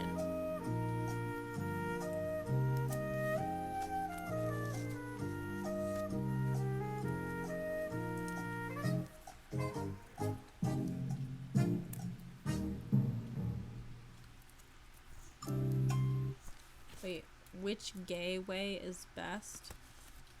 Are the birds gay? This book is very gay in the best way.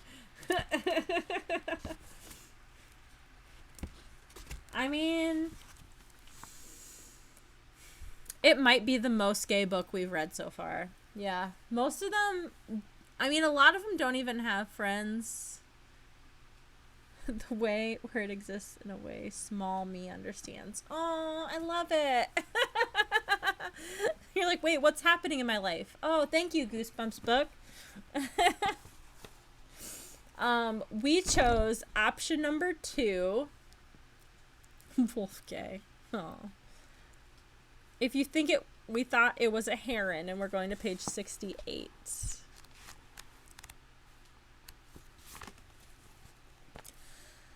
The werewolves, Todd shouts. Start howling. You grab Todd's shoulders and give him a good shake. Snap out of it, Todd, you order him.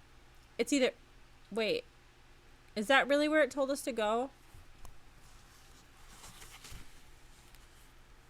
It says page 68. That's a time loop. It's just a time loop that doesn't make sense.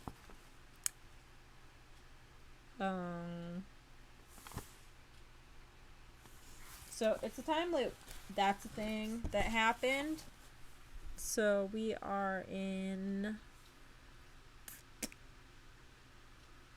ending 8, time loop 2. Ending 8, time loop 2. I'll start doing it like seasons of episodes. That's easier to type. Okay, so I guess we're going to try the cardinal way instead. On page 57.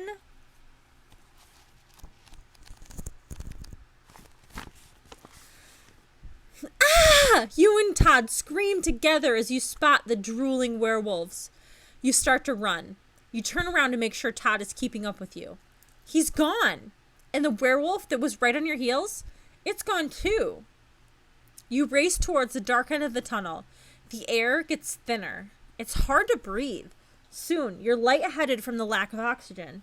You feel as if you're floating. Is it true? Are you really floating? Turn to page 65. Yes, you are floating out of the cave into the darkness of the night. You look down and see the lake far below. Hello down there, you call to anyone who might be awake in the cabin of Woods World. No one hears you. No one sees you drifting away. As you drift high above Woods World, your body starts to shrink. Suddenly, you feel very light. Paper thin. That's what I am now, you say. It must have been from not having enough oxygen and breathing in that bad cave air. You continue to shrink as you float towards the entrance to Woods World. You see the main building. You see the cars parked around it. And you see a string of brightly colored paper lanterns lit up to welcome newcomers to Woods World. You seem to be floating closer and closer to the lanterns. You've only seen them from the ground. This is the first time of looking at them from above. It's the closest you've ever been to the paper lanterns. Oh my, you gasp when you notice the strangest thing you've seen all night. Hurry to page 90.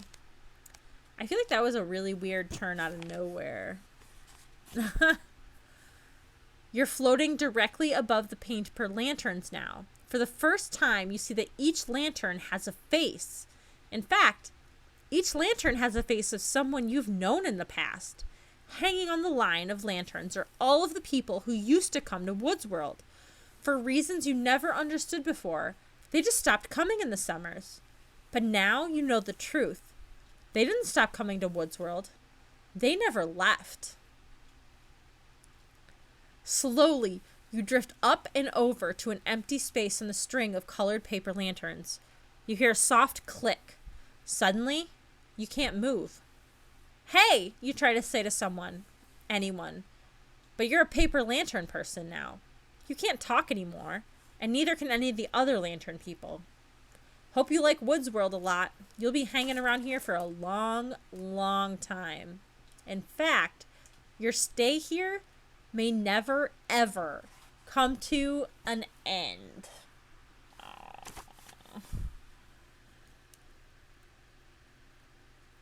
Ending 9. Time loop 2.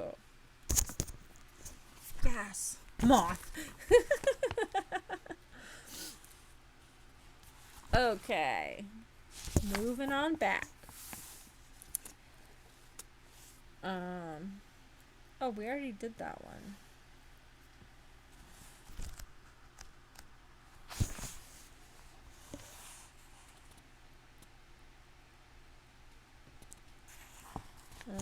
Hang on.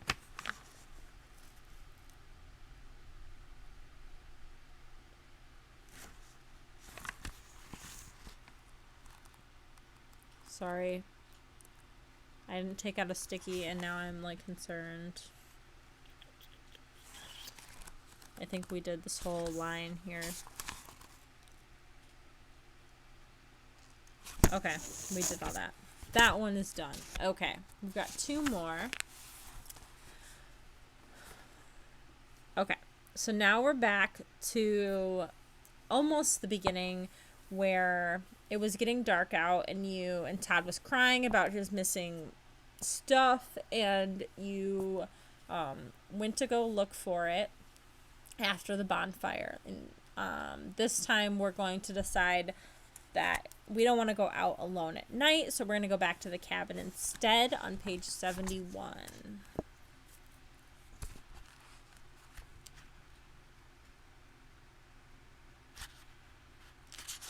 Okay. That was not the right page. Sometimes I flip to the wrong page and I see part of the story that we haven't gotten to at all yet, and I get really confused. The full moon, the black sky, and the thought of werewolves in the woods helps you decide what to do. You are definitely going back to the cabin. You can always hunt for the box in the morning. As you walk along the path back to Evergreen Cabin, Lauren catches up with you. I'm sure glad you're back this summer. This werewolf thing is really bad for business. You don't really believe there are werewolves in these woods, do you, Lauren? You ask. I didn't until I started hearing howling, she says quietly. Have you heard it yet? Give me a break. You laugh just as you reach your cabin. It's probably just wind blowing through the trees. Yeah, probably, Lauren agrees. She nervously twists a strand of her long black hair around her finger. Well, see you tomorrow. The lights are all out in your cabin. You enter quietly. You tiptoe past your parents and the Morrises' room. They're all sleeping. But you heard a noise coming from the room you're sharing with Todd. What is it? Go to page 99. The noise you heard is Todd crying into his pillow. You're too tired to talk now. Instead, you kick off your sneakers and climb into bed with your clothes on. Just as you start to drift off to sleep, you hear, "How-wow-wow!" Did you hear that? Todd cries. He jumps out of bed and hurries over to your bedside. The light from the full moon casts an eerie glow over Todd's terrified face. Don't be afraid. It's only the wind howling, you mutter. How-wow-wow! Todd leaps onto your bed and screams. It's a wild animal. Before you can answer, a rock with a note attached flies through your open window and lands on the wooden floor. You push Todd aside and wriggle out of bed. You pick the rock up, tear the note off, and read aloud. The werewolves of Woods World, they love to see red, so that box was yours, now their box instead. The werewolves of Woods World disappear at dawn, so you must find the box before this night is gone. Turn to page 8. Okay, Todd, you announce. You fold up the note and slip it into the pocket of your jeans. This means war. Yeah, Todd agrees with a sudden burst of courage. He grips your arm and asks, What werewolves? Where? That's exactly what we're going to find out, you reply. You quickly fill Todd in on Sharky's story about the werewolves. You slip your sneakers back on as Todd pulls the jeans over his Looney Tunes pajamas. Then, holding a flashlight in one hand and a nervous Todd in the other, you sneak out the front door. Slowly, you and Todd creep down the porch steps. You step onto the grass and stop. You hear rustling in the bushes near the cabin. Who's there? You demand. In a loud whisper. The only answer is another haunting howl from somewhere deep in the woods. Clouds cover the full moon now, making it difficult to see the path. You spot 2 sets of blinking lights in the distance. 2 red lights blink in the direction of the path leading to the beach. 2 white lights blink in the opposite direction, down a path that leads deep into the woods. Which way? Todd asks, clinging to your arm. If you want to investigate the red lights, we'll choose option 1. If you want to check out the white lights, we'll choose option 2. So option 1, the red lights, sets us in the direction leading towards the beach. Or option 2, the white lights send us into the woods.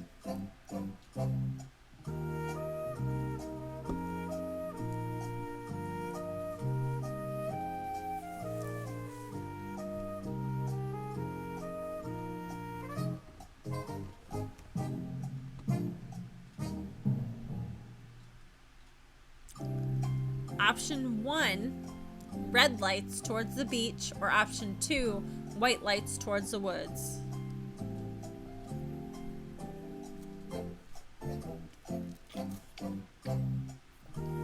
We still have 12 seconds left to vote. If you have not voted yet, you still have time.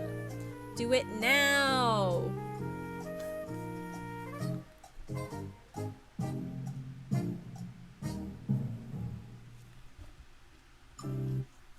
Okay, we had 5 votes. 3 people decided to go with the white lights into the woods. And we are going to page 30.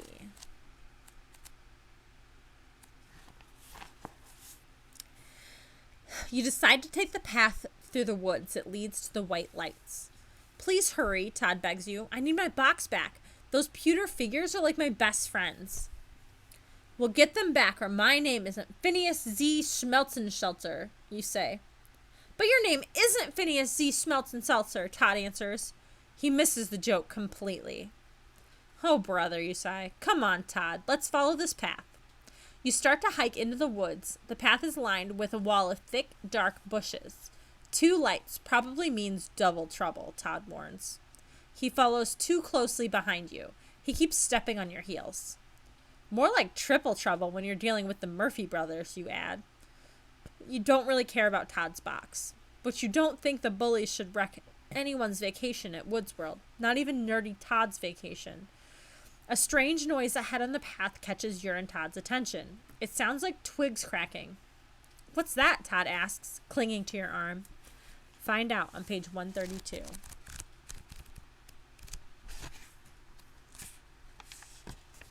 Ooh, welcome late to the party. Hello. I was just about to say, too, oh, there you go. Or they just make out already. This really is the most gay book we have read so far, and I'm here for it. It's fine. This is good. 132, not 131. I was like, that doesn't make sense. You hear the noise again, and then you spot a person hiding in the shadows of an evergreen tree. Who's there? You stutter. You shine your flashlight towards the person's face. Lauren, you cry. What are you doing out here so late? Lauren Woods squints into the glare of the flashlight. Hey, get that light out of my eyes, she calls. You point the beam of light at the ground, and Lauren steps out from behind the tree. I saw weird lights blinking outside my cabin window. I decided to investigate, Lauren explains. What about you? Why are you creeping around in the woods at night? The Murphy brothers stole Todd's red tin box with his pewter figure collection in it, you tell her. You introduce Lauren to Todd, and then continue. We're out looking for it.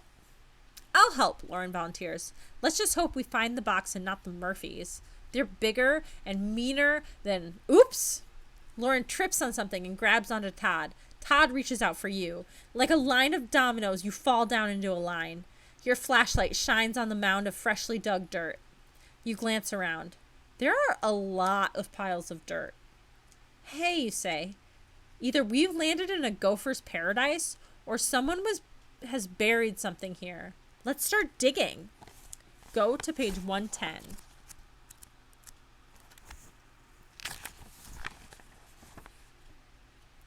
All three of you pick a different mound of fresh dirt and start digging with your hands. In minutes, you and Lauren stand up at the exact same moment and shout, "I found it!" You both are holding up identical looking red tin boxes. "My collection," Todd shrieks. You take a closer look at the two boxes. "Sorry, Todd," you announce. "I don't think either one of these boxes is the one we're looking for." Lauren hands you the box that she found. You show Todd the one that's labeled Smarts Box. The other is labeled Super Strength Box. You are just about to open them when you hear a chilling "Howo!"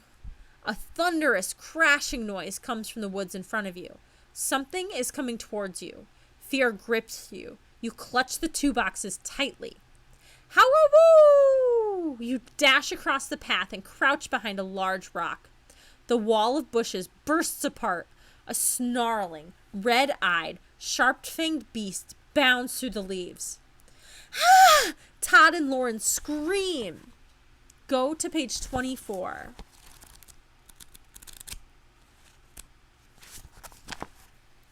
"It's a werewolf!" Todd yells in horror. Lauren covers her eyes and screams, "I can't look!" The darkness makes it impossible to see clearly, and you're afraid to turn your flashlight on the beast. You can just barely make out the form of the werewolf. It's standing on all four legs. Todd and Lauren are cornered by the beast. They're screaming for help. The werewolf hasn't spotted you yet. You have no weapons. What can you do? But wait, you've got it. The boxes. Maybe one of the boxes will help you. If you open the Smarts box, maybe you'll be able to figure out a genius plan to defeat the werewolf. But then again, if you're super strong, you can fight the werewolf and win. Which box will you open first? Choose option 1 to open the Smarts box, or choose option 2 to open the Super Strength box.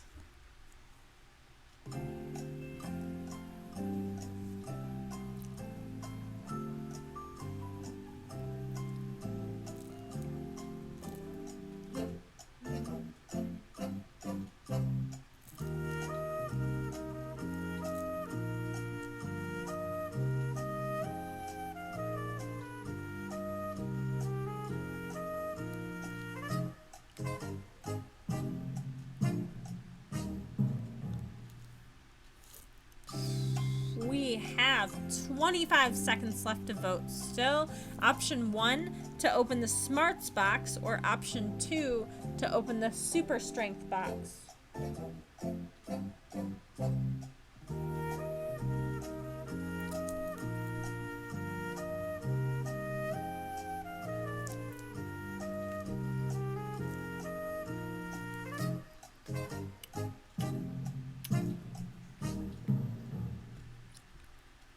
Okay, we have chosen to open the Super Strength box. We are going to page 95. "Have no fear, Super Strength is here," you call out. Lauren and Todd are still screaming. The werewolf moves closer and closer to them. Using your ordinary strength, you open the box. You expect to see it filled with some mega vitamins. Instead, the box is filled with some very ordinary looking Oat-O's cereal. The werewolf snarls and then lunges right for Todd's throat. "Save us!" Todd shouts. "Here goes," you say. You toss a fistful of the O's into your mouth. The effect is instant. Super strength fills your body. Your shirt rips at the seams. Enormous muscles bulge and burst out of the torn material. "Wow," you gasp. "This could be fun." But you know that looks aren't everything. Are these new muscles as strong as they appear to be? The werewolf is ready to dig its fangs into Todd's neck. You flex your muscles. Another seam tears open at the shoulder of your shirt. You place a finger under the werewolf's arm and start to lift. "Oh no, I hope this works," you pray. Turn to page 17. "I did it," you shout. You're amazed at your power. With no trouble at all, you lift the surprised werewolf into the air just by the strength of one finger. And just to teach the werewolf a lesson, you twirl it around in the air above your head, and then you fling the beast far, far into the woods. Your super strength did the job. How, cries the airborne werewolf all the way to the dark woods. You really do have super strength, Todd cries. You have all the power now. Go to page 31. Not so fast, says the scratchy little voice from out of nowhere. I'm the one with all the power here. You all gasp when you see who's talking. A troll, no more than 1.5 feet high. He's standing on a rock with his tiny feet apart, fists curled, and a smirk on a wart-filled green face. I am the master of the box. Whoever eats from the super strength box is my servant. The troll stares right at you with his beady black eyes. And then he laughs in your face. Ha! You think you have power, Pipsqueak? That beast you just hurled was nothing but a small dog until I fed him my magicos. I have the power. Only I have it. Bow down to your master, slave. I'm not your slave, you fire back at him. You flex the muscles on your arms. Your arms are now like a mountain range. I could flatten you in a second. You could, but will you?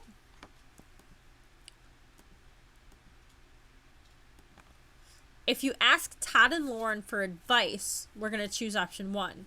If you choose to grab a nearby branch and swat at the troll, we're going to choose option 2. So do we just kill it or not?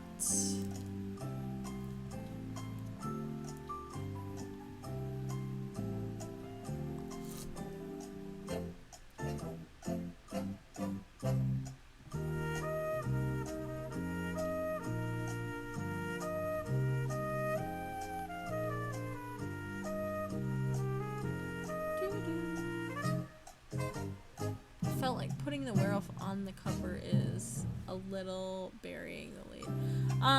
Yeah, a lot of the covers are not like specifically like relevant to the books.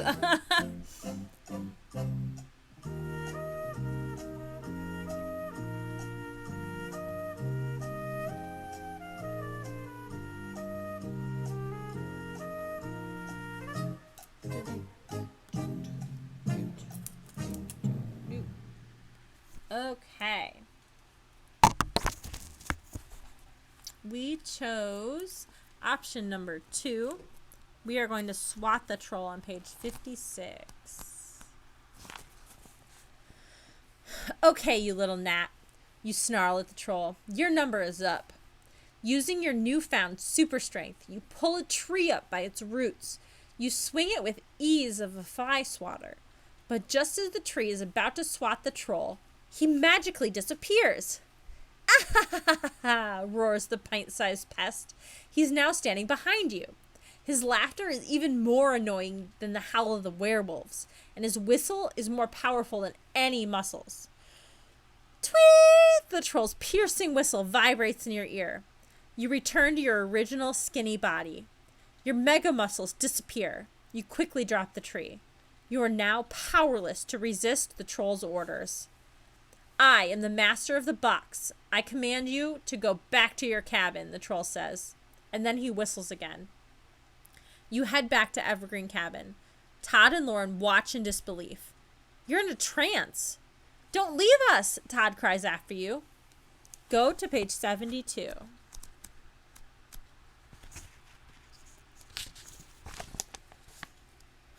Don't leave us, the troll imitates Todd's cries. Ha ha ha ha.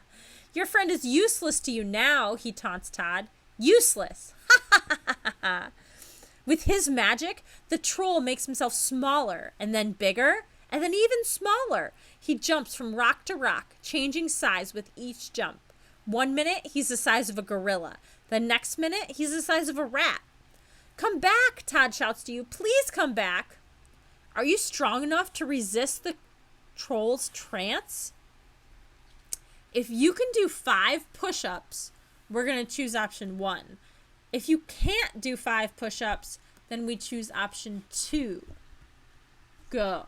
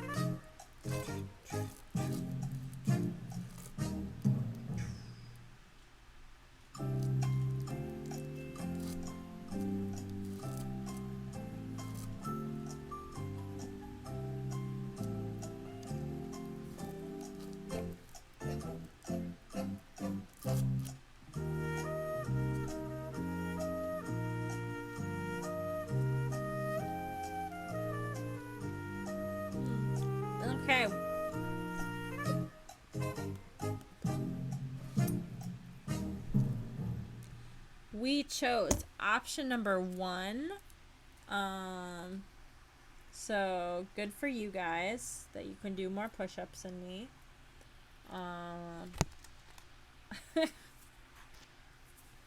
We are going to page 26.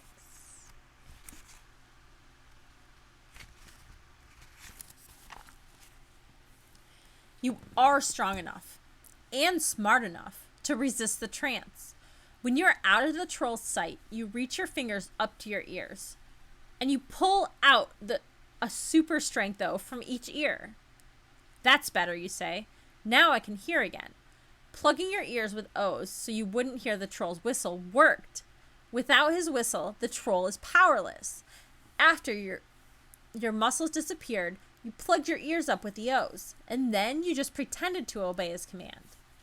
Come back, Todd cries out again. That's exactly what I planned to do, you say softly to yourself. Quickly, you tiptoe back up the path to where the troll had just changed his size to mini troll. He's perched on a branch of a low shrub, and he speaks right into Todd's and Lauren's ears. You will be in my absolute power forever, the troll says to his 2 captives. With or without the O's. I can control your every move with my voice. He puckers up his lips and prepares to whistle. Lauren sees you sneaking up behind the troll, and you put his finger to your lips to signal her to keep quiet. Go to page 53. One quick motion and you reach for the open super strength box. You throw it over the tiny troll and stuff him into the box and close it tightly. Gotcha, you cry triumphantly. No, screams the troll from inside the box. No, you can't do this to me. I am the master of the box. You'll be sorry. You will. You will. I'll get you for this. Lauren and Todd laugh at the sight of the box jiggling around on the ground. The little troll inside is rocking it back and forth. No, no, no, he screams again. What in the world are you going to do with a jumping box full of super strength O's and a little mean troll? Then the answer comes trampling through the bushes. Go to page 97. Well, look who's here. Nerdo and his pals. Sharky Nerfy sneers. Still looking for that box of yours? Sharky and his brothers push their way through the bushes. Hey, what's that other box over there? Jess asks, pointing to the rocking box, which is now bumping around even more. Nothing to worry about, you say as you reach into your pockets and pull out some super strength O's. You boys hungry? Todd's looking at you like you're totally crazy. Care for a little midnight snack? You offer nicely. Give me all of it, Sharky snaps. He grabs the handout. Here, he says, passing some O's to Buck and Jess. It's free. As the Murphys chomp down on the O's, the box jumps up and down. No, no, the troll shouts from inside the box. Sharky leans down to pick up the jumping box. He puts it to his ear to listen. What the? He starts to say, but a sudden growth spurt of gigantic muscle stops him. Jump to page 36. Hey, look at me. I'm strong, Sharky cries. Me too, Buck exclaims. He pushes an enormous fist in Todd's face. Me 3, Jess says, testing his new strength by lifting Todd up. Help, Todd screams, high above Jess's head. Hey, Sharky, you call over to the biggest brother. I give up. You win. You can have Todd and this jumping box. What? Todd hollers. You can't leave me with them. You toss Sharky the jumping box with the troll inside. Jess puts Todd down. He hurries over to Sharky and Buck. Sharky starts to open the box. At that moment, you catch Lauren and Todd's attention. You give them the let's get out of here look, and the 3 of you make a run for it. When you are far enough away, you glance back and see exactly what you were hoping you would see. Go to page 114.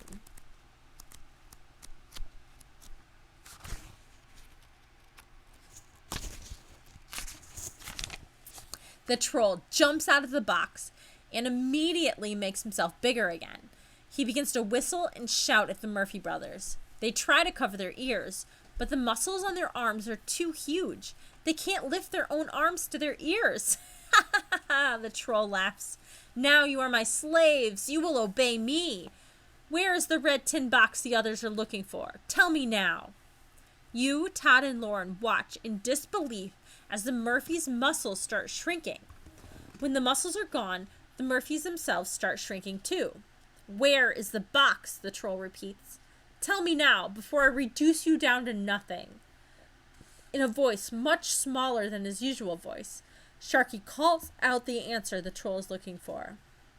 What did he say? Todd asks you. Where's my box? Go to page 43.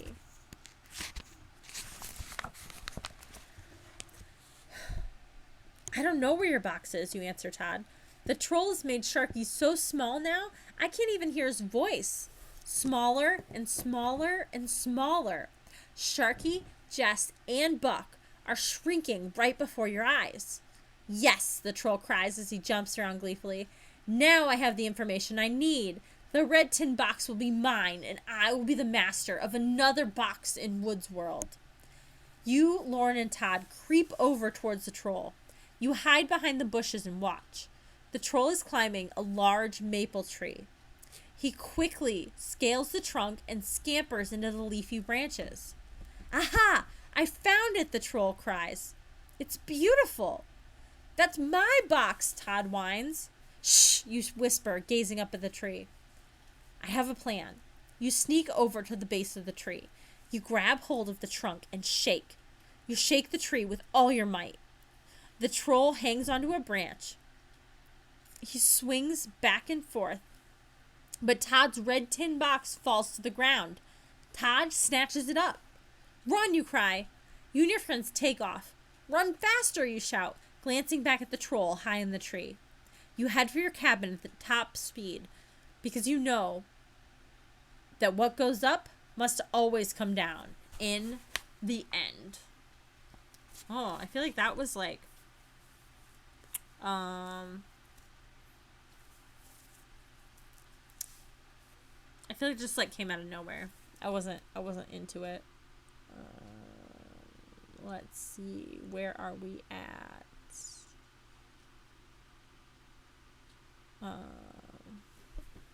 It was ending 9. This is ending 10. Ending 10. Time loop 2. And I wasn't typing. Let's do it again. Ending 10. Time loop 2. Okay.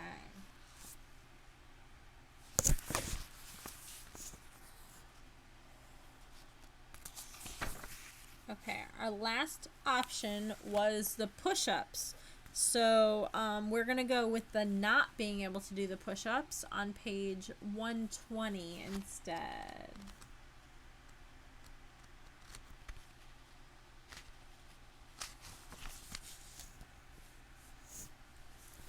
The troll's trance too powerful. You've never felt so helpless, so weak, so weird. Go back to your cabin and await further instruction. I will be seeing you. The trolls... What did I just choose? I just got real confused. Sorry.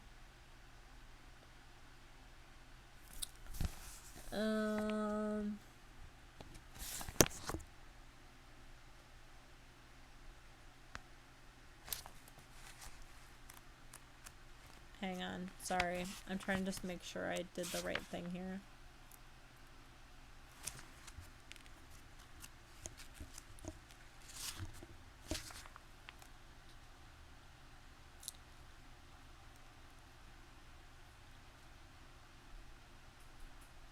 Okay. Okay, yes. So it was just, are we strong enough to resist the troll's trance? Okay, so we could not. I'll be seeing you. The troll's hypnotic voice repeats in your mind. Go back. Go back. Go back. The troll controls your steps in the direction of the cabin.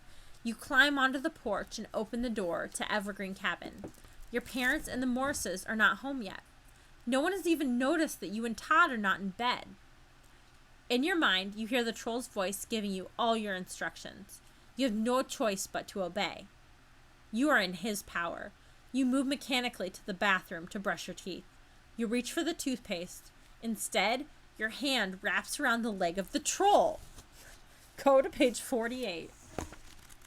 Well, that's weird.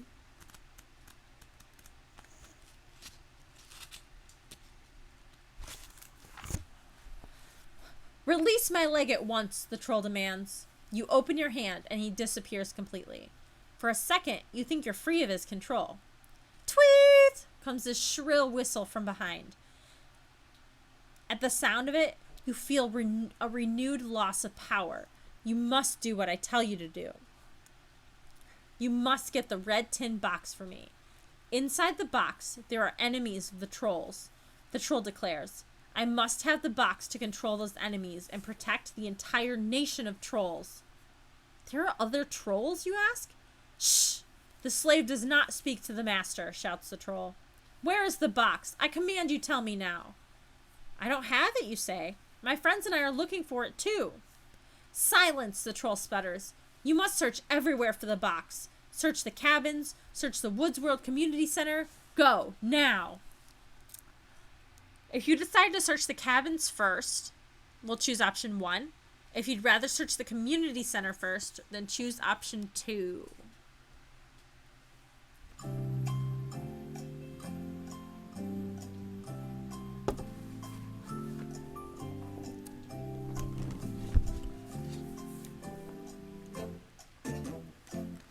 Okay, option 1, search the cabins for the box. Option 2 is to search the community center for the box.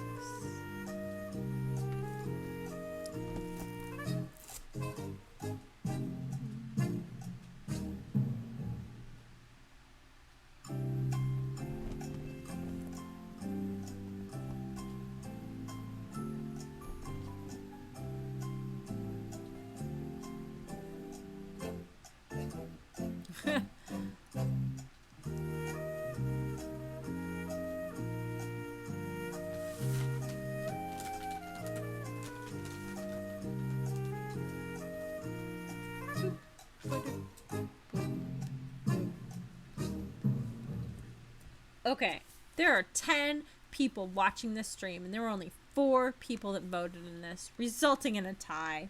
And that's lame. So we had a lot more people here that could have done it.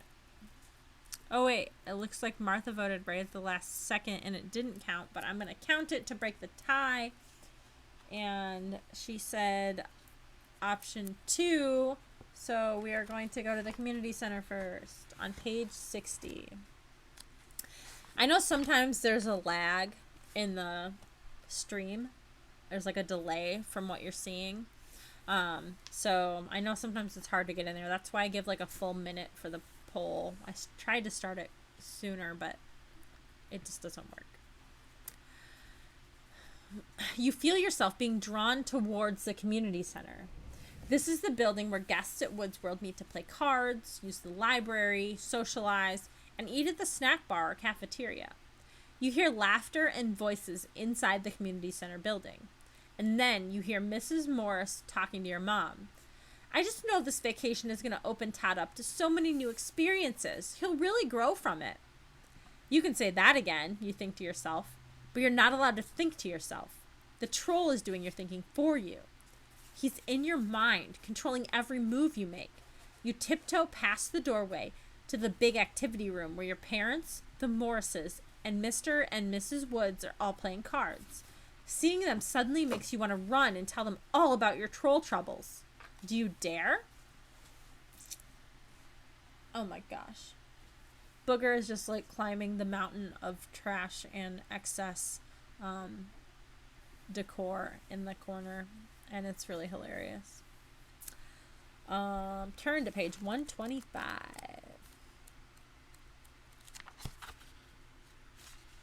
I almost had it. Well, you hear your mom saying as you inch closer to her, I just think we're awfully lucky to have such good kids. It's nice to know we can always trust them to do the right thing. The right thing. The right thing. The right thing. Your mother's voice echoes in your head. Don't listen to her, the troll cries. He pops into view and stands on a hat rack next to you. I am your master now, he shouts. You will obey me. Yes, master, you reply. It's useless to argue. You have no super strength when it comes to fighting off the will of the troll. The troll orders you to search the library. The box could be buried under books. You sneak past the card players. The library door has a giant padlock on it. You can't budge it. You could really use those super strength muscles now, you think? Will your wish be granted? Find out on page 5. Done. The troll's voice booms in your head. Instantly, you feel your arms begin to bulge with the super strength. For the second time tonight, you're turning into a super muscle-bound kid. The transformation is complete. Your whole body is muscles on top of muscles on top of muscles. The padlock breaks off with hardly a turn of their hand. Rip! You tear down the heavy library door. Uh-oh. The noise brings your parents running to see what's going on. Get out of here, fast, so the troll doesn't get them too. If you want to duck into the library, choose option 1. If you want to head for the woods, choose option 2.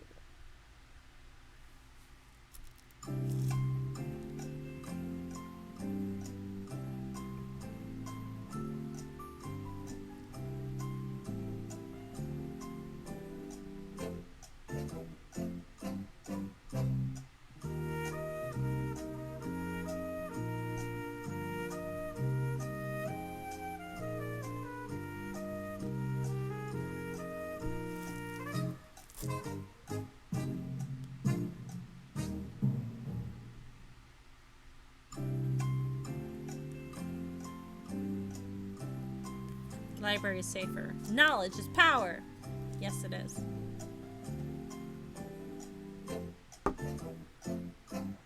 We only have 3 votes from 9 people, you guys.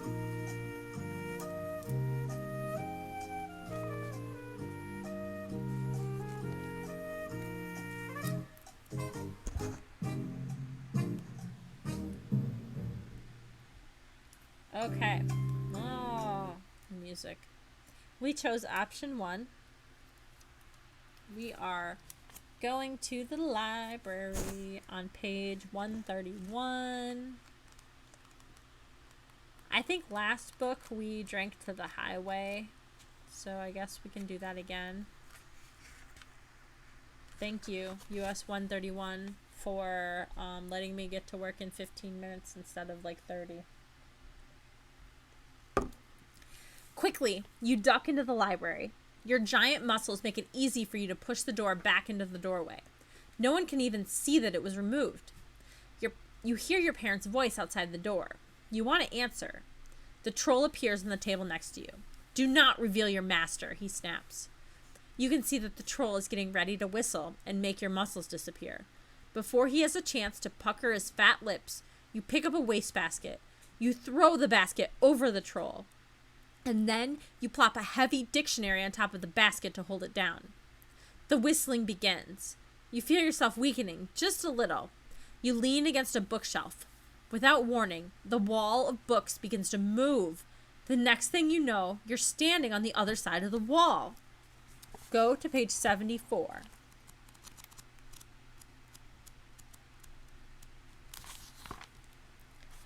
There's a secret room on the other side of the wall. In the room, you can't hear the troll's controlling whistle anymore. You feel your incredible strength returning. You flex your muscles just to test them out. You wait until it seems safe, and then you decide to push the bookshelf back. Using one shoulder, you give the wall a shove. It doesn't move. You push and shove with all your might. Nothing. Too bad. It looks as if the revolving bookcase locked behind you.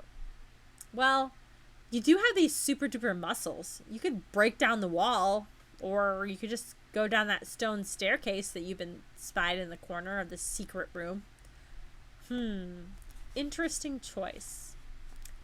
If you guys want to break the wall, we're going to choose option 1. Or if you want to take the creepy stairs to who knows where, then we will choose option 2. Go.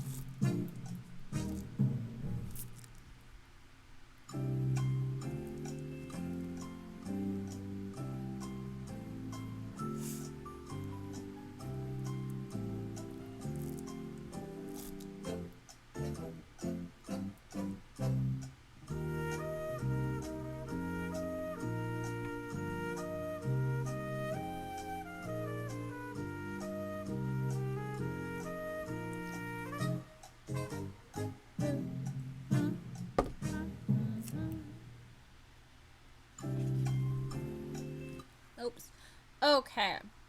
We chose option 1. We are going to just break the wall down. Page 128. I feel like that's the cop-out, honestly, because, like, we just found a new place, so why would we not explore the place? You decide to break through the wall. You take 2 steps backwards, and then, with a running dive, you throw all your muscles against the wall. Crash! You did it! You're back in the library. Uh-oh. Looks like troll trouble again, you say. The wastebasket is tipped over and the heavy dictionaries on the floor. The troll is nowhere in sight. He's escaped. Tweet! That awful whistle again. The troll's in here somewhere, you guess. You hurry to the card room where your parents were. Card games are left unfinished. Cards are scattered all over the table. Half-eaten sandwiches and drinks are everywhere. Your Walkman is on the table where your dad was sitting. You pick it up. Dad never would have left it behind unless he left in a hurry, you think. I love that so much. The troll must have done something to them. I've got to save Mom and Dad before it's too late. You head for the snack bar room. You open the door and gasp. Go to page 83.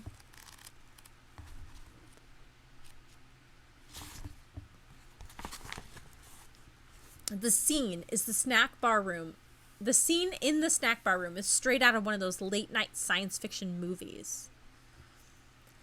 All the guests of Woods World, including Lauren and Todd, are sitting at the table eating heaping bowls of super strength O's.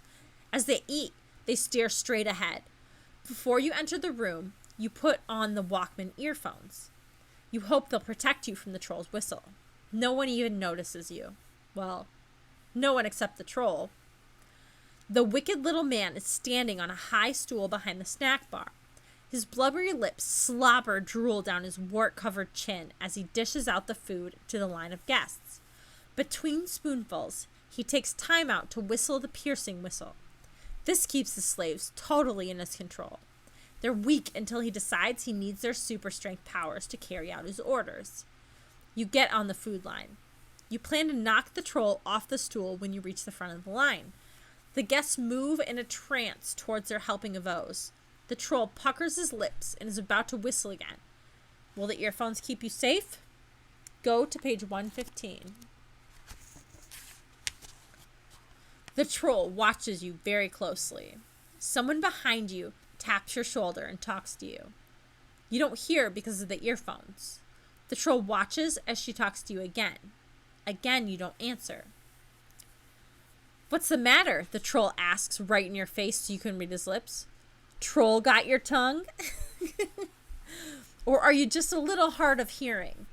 And then the wicked little creature reaches over with his claw-like fingers and yanks the earphones off your head.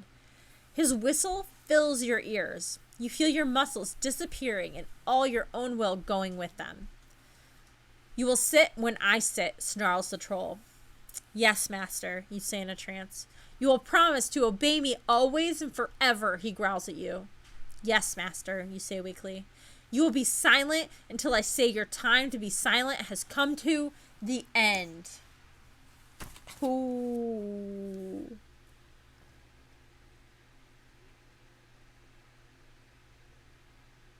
This is ending 11.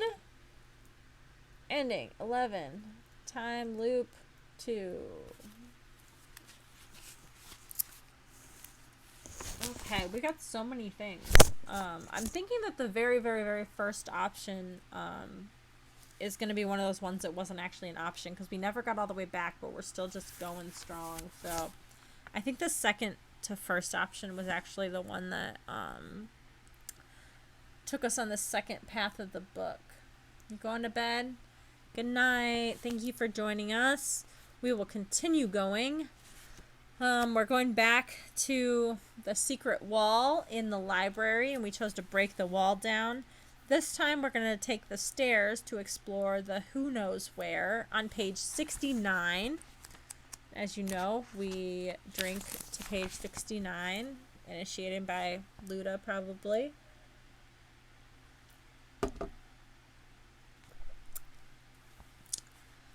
You decide to take the stairs to who knows where. You take a few steps down. The good news about your new muscles is that they make you feel very powerful. The bad news is that they make you feel very stuck in this narrow staircase. Your huge shoulders wedged between the two stone walls of the stairway. You head down into a cellar you never knew existed. You hear voices coming from somewhere even further down. That troll is in complete control. We have no choice but destroy everything in his power, Todd tells Lauren. Friend or no friend, we have to save Woods World. What, you think? My own friends want to destroy me? You've got to get out of here and prove that you are not working for the troll anymore. But how? If you want to go back upstairs and break through the wall, we go to page 128. If we hurry to the bottom of the stairs to face Lauren and Todd, choose 107. I think 128 was a page we took before. Maybe. Okay, it was. So we're going to pretend we took that. That is a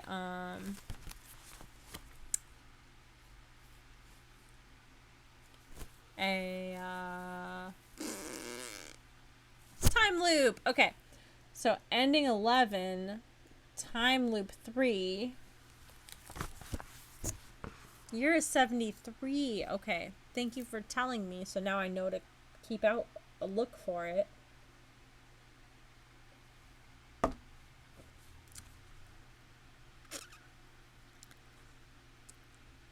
Okay, so instead we are going to the bottom of the stairs to face Lauren and Todd. We're going to race to page 107.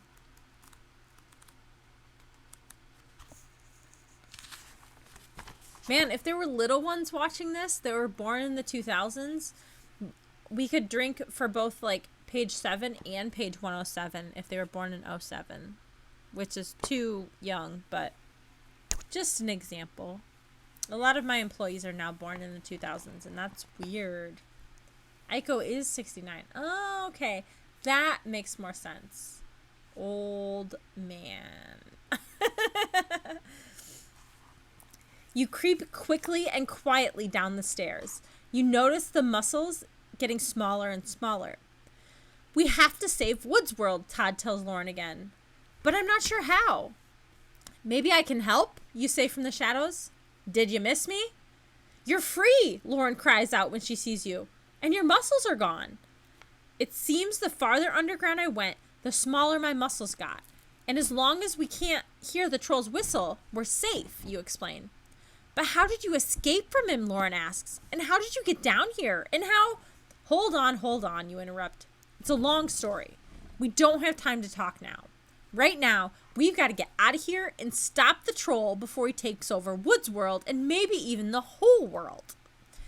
But how do we get out of here, Todd asks. Well, you say, searching around the cellar for the best answer. We can go up the stairs, or we can go through that tunnel over there. You point across the cellar to a dark tunnel. Which way will we go? Choose option 1 if you want to go up the stairs, or choose option 2 to go through the dark tunnel.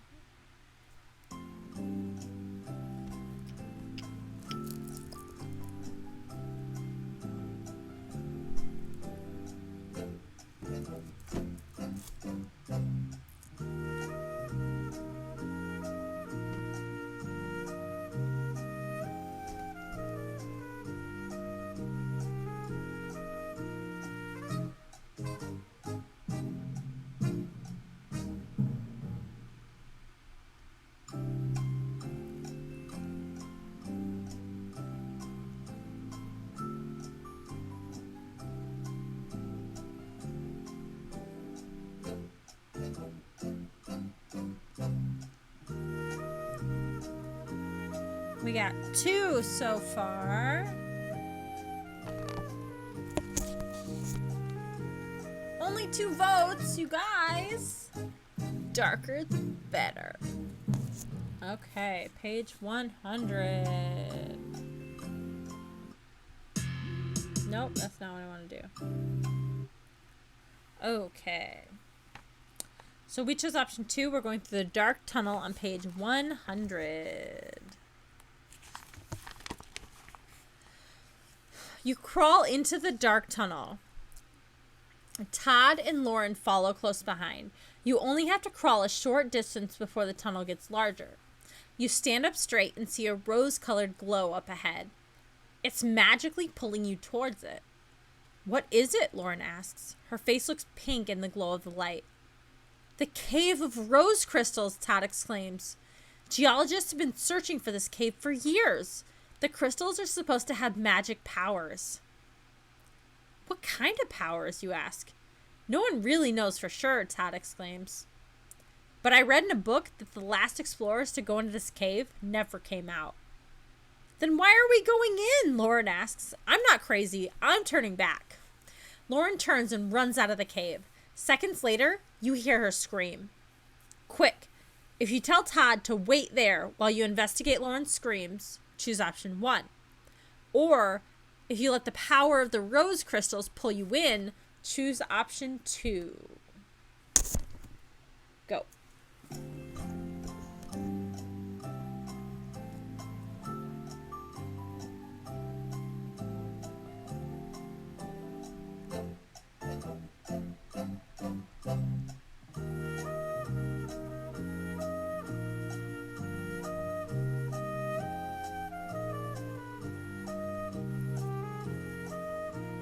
One vote. There's 8 viewers and 1 vote. We have 30 seconds left, you guys.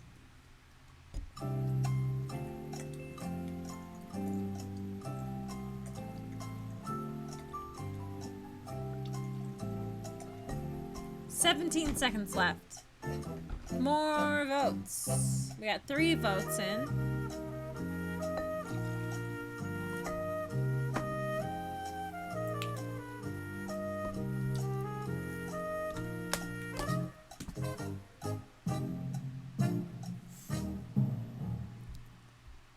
Okay. We chose option 2. I'm almost out of sticky notes. We're letting the power of the rose crystals pull us in. On page 89.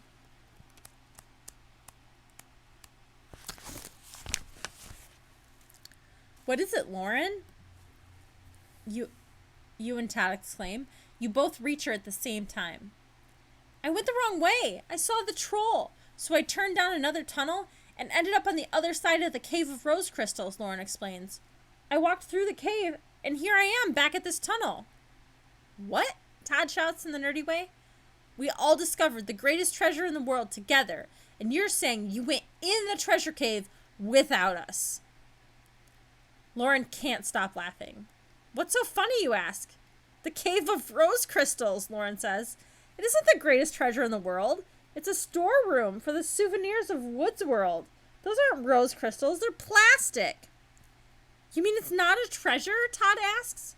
Not unless you like pink plastic heart necklaces that say my heart belongs to Woods World, Lauren giggles.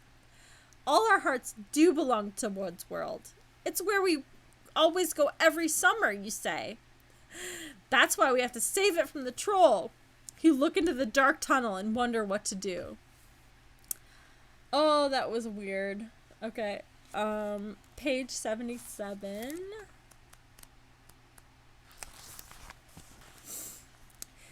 The 3 of you stare down the dark tunnel. The darkness goes on forever. The decision is made instantly. The stairs, you all say at once. You lead the way up the stairs. Todd is right behind you and Lauren is behind him. You're careful, trying not to slip on the steep stairs. You look straight ahead and move very slowly. Before you get to the last step, you turn to make sure Todd and Lauren are still behind you. It's so dark, you can't see anything. Lauren, you call out. Todd, are you guys still here? Okay. If they are still behind you, choose option 1. If they're not behind you, choose option 2.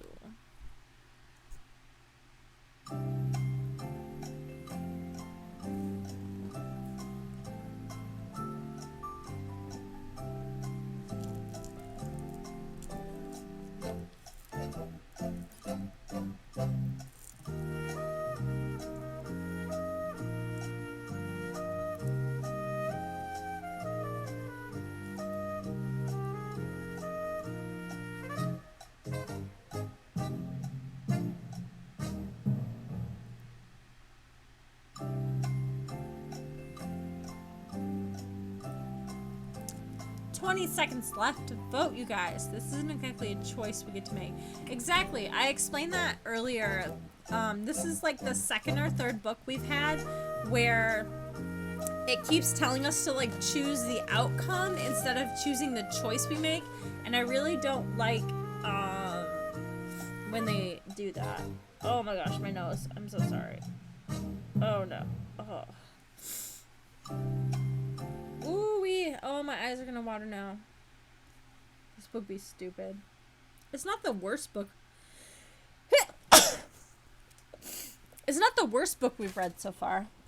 I'm not sure what the worst one was. What are your guys' votes? I want to know what your guys' votes are on the worst book that we've read so far was. If I look at them all again, I might be able to figure it out. But okay, so we had a tie here. Oh, I'm out of sticky notes. I can find more on my desk.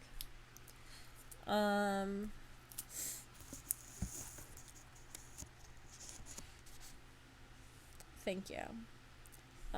I'm very sneezy. It was a tie. So I'm gonna go with them not being behind us first on page 82. Anything not written by L.R. Stein. Todd and Lauren are not behind you. You turn around and start to go back down the stairs to see what happened to them. Blam! Something soft hits your face. It feels like a large pillow, but you can't breathe. You scream as loud as you can. What's all this screaming in here? You hear your dad ask. You pull the big pillow off your face, and you see your dad gazing down at you. Time to get up, he says. Come on. Todd's waiting for you to go to the kids-only campfire. You must have dozed off for a few minutes while you were unpacking. Kids-only campfire? You ask in a daze. Haven't we already done that? Every year, the same old, your dad mutters, just like always. Nothing unexpected ever happens at Woods World. You can always count on that. Whatever you say, Dad, you smile. Whatever you say. You learned a long time ago that saying, whatever you say, Dad, is the perfect reply when you want to bring a conversation with your dad to the end. Why would I go to prison? That doesn't even make any sense. Okay, so good night, person. I don't know who you are. Tell me who you are before you leave. I have a couple mystery friends on here this week.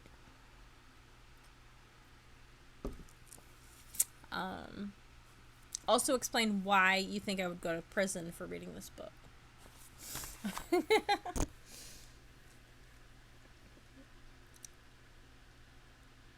Okay, so this was ending 12. Oh, that's you. Okay. Good night. I won't go to prison. I still don't know why you said that.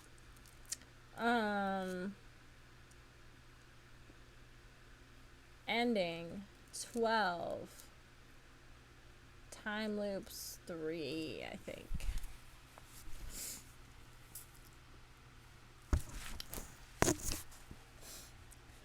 Okay. Thank you for joining us. Good night. Good night. Adieu. We're moving backwards. Look at all these tabs. There's so much more, you guys.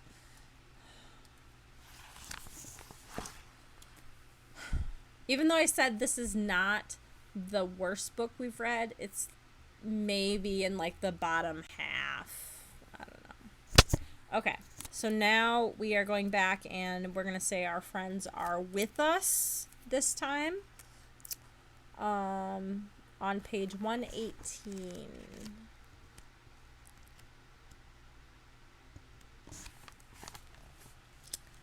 We're here, Lauren says from the darkness. Keep up with me, guys, you instruct. I'm trying to, Lauren answers, but I feel so weak. Me too, Todd whines. I have no strength. Well, fine superheroes you all turned out to be, you tease him. How are we going to get rid of the troll if you can't even get up the stairs? You reach into your pocket and pull out a small fistful of super strength O's. Here, you say, holding your hand out to your friends. This should help. As long as we're underground, the troll has no power. Get your strength back with these O's. The three of you eat a little bit of the O's and sit on the stairs waiting for the expected results. You casually put your hand in your other pocket and pull out another handful of O's. They look exactly like the other O's, but you know you only had super strength O's in one pocket. Uh-oh. Somebody must have planted the other O's in the other pocket. If you ate from the right pocket, choose option 1. If you ate from the left pocket, choose option 2. And we'll see what happens. Because I don't know what that means.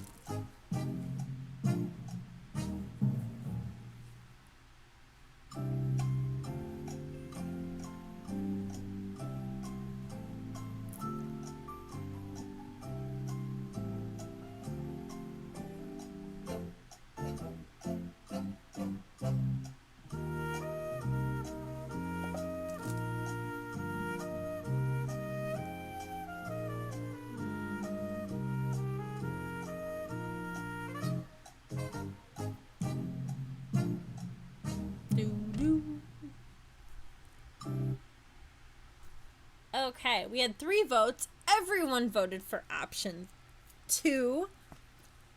So apparently the left pocket is the place to eat from. I don't know. I'm not sure I've eaten out of my pockets before.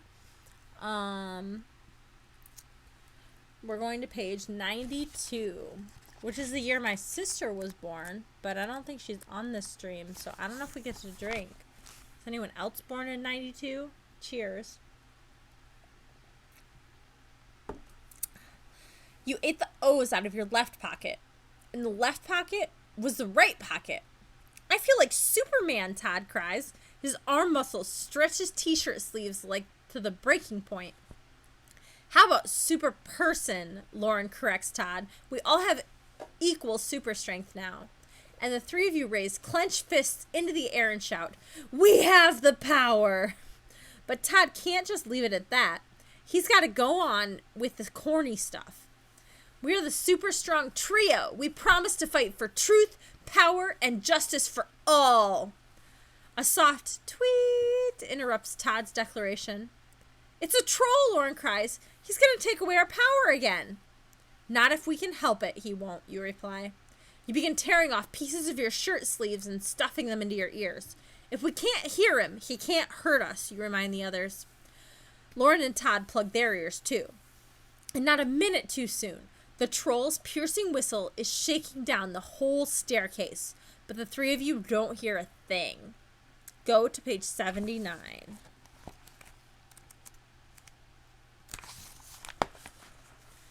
The super strength trio run up the stairs and burst through the bookshelf wall of the library. You expect to come face to face with the enemy, but instead of one whistling troll, the 3 of you are greeted by hundreds of them. They've taken over the community center, Lauren says. She uses her hands to talk in sign language. We're safe as long as our ears are plugged, you sign back. Wait a second, how do all these kids know sign language? And we haven't talked about it yet until this literal point. That's weird. The lead troll goes wild. What's this? He cries. They're talking without talking. I can't hear them, and they can't hear us. Louder, you stupid tribe of trolls, louder! He runs wildly through the crowd of trolls, shouting at them. Stand your ground! You sign to the others. He's going crazy because he can't control us.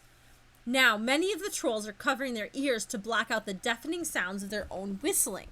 Louder, louder, louder, you fools! The most wart-covered troll of all shouts. Hold your ears on page 108.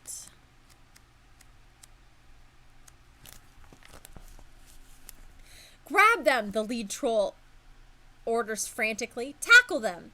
Hundreds of tiny trolls leap through the air and they land in your arms, in your hair, on the back of your neck.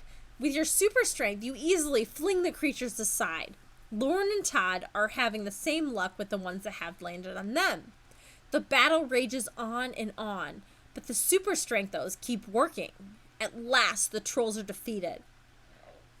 Get up, you lazy toadstool mats, the lead troll shouts to the other trolls. I order you to fight for your troll leader, me. He scurries from place to place, kicking the other trolls, pulling their ears, yanking their fat, blubbery lips. Fight, fight, fight. And then something changes. The trolls are no longer fighting you, Lauren, and Todd. Now, they have turned against their leader. A crowd of angry trolls sweeps the leader off their feet. They lift him high above their ugly heads and carry him to the lake. Follow them to page 86. I got the hiccups, and I'm sorry for the disturbance. With a heave and a hoe, the band of trolls hurls the whistling leader far into the deep woods lake. The cold lake water slowly sucks him down. With a giant blur, the lake swallows the troll forever. The crowd of trolls lining the shore of the lake cheers. They seem a little less gruesome now that their wicked leader is gone. You glance over at Todd and Lauren and notice that their muscles are gone too, and so are yours. The three of you have your normal shapes back, and you all take out your earplugs. Together, you throw your fists up in the air and shout, "We have the power!" And from down on the south end of the beach, you hear the Murphy brothers shouting, "Way to go, nerdo!" They're holding out Todd's red tin box. "Here's your box back, nerdo," Sharky calls. "You deserve it." Todd just smiles that goofy-looking smile and says, "I think they like me better now, don't you?"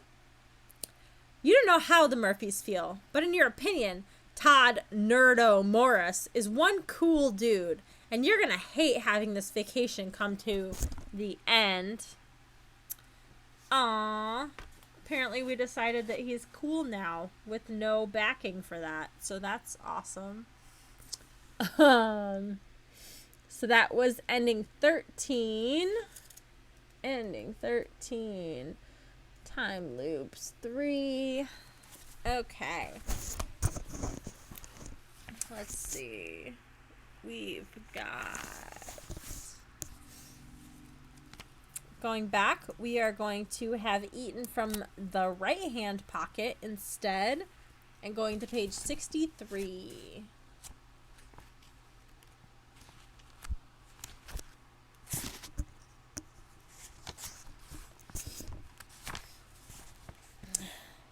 You ate your O's from the right pocket. What did that mean, you wonder? These super strength O's aren't working at all, Todd whines. I feel even weaker than I did before I ate them. And you look really funny, Todd, Lauren says. Aw, come on, Lauren, you start to defend your nerdy friend. He can't help what he looks like. Wow, didn't you get nice suddenly? You'd better sit down a minute and rest before you go on to page 127.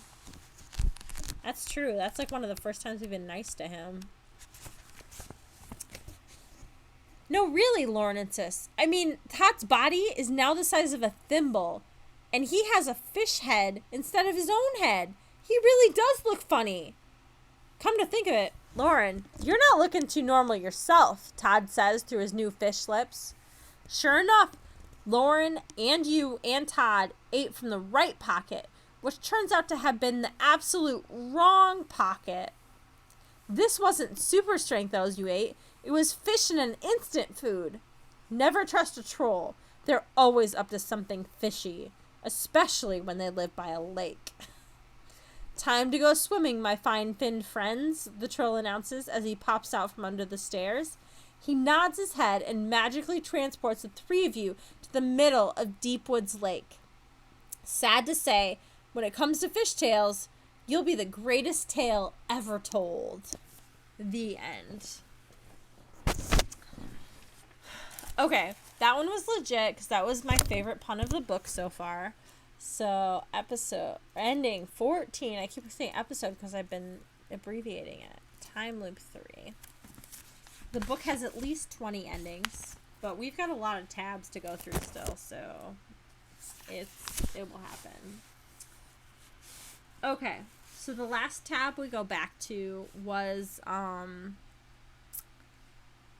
the Cave of Rose Crystals choice, and we let the power of the rose crystals pull us in, and this time we are going to tell Todd to wait there while we investigate Lauren's screams on page 55.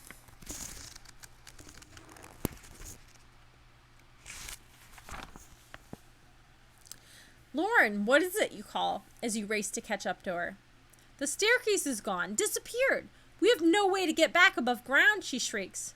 Ha ha ha ha ha. The troll's laughter fills the cavernous room. I've got you where I want you now, slaves. Trapped in the underworld of Wood's world. You turn your head right and then left. You don't see the troll anywhere, but you know his power is there. Hurry, Lauren, you cry. We have no choice. We have to go back through the tunnel to the cave. Maybe the power of the rose crystals is stronger than the troll's power. Follow me. Go to page 58.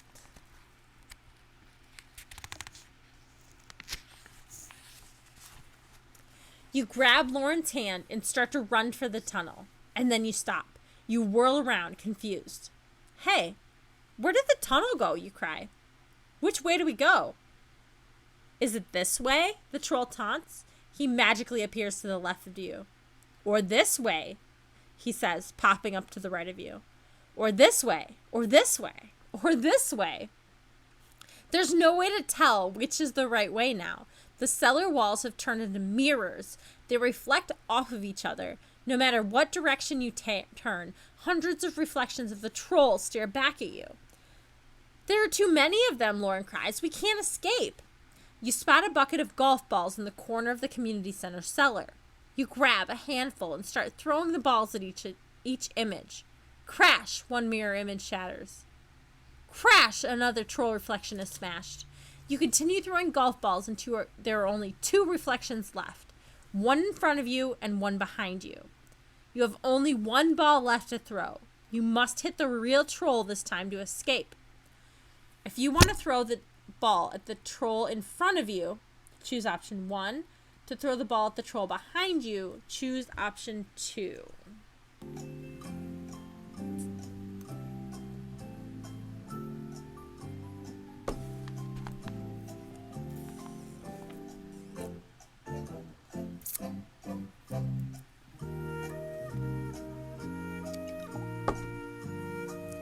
Is anyone gonna vote?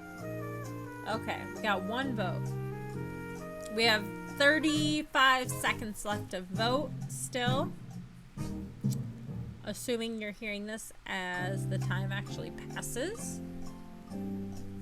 We still have 7 viewers, so I feel like there's more people that could vote still.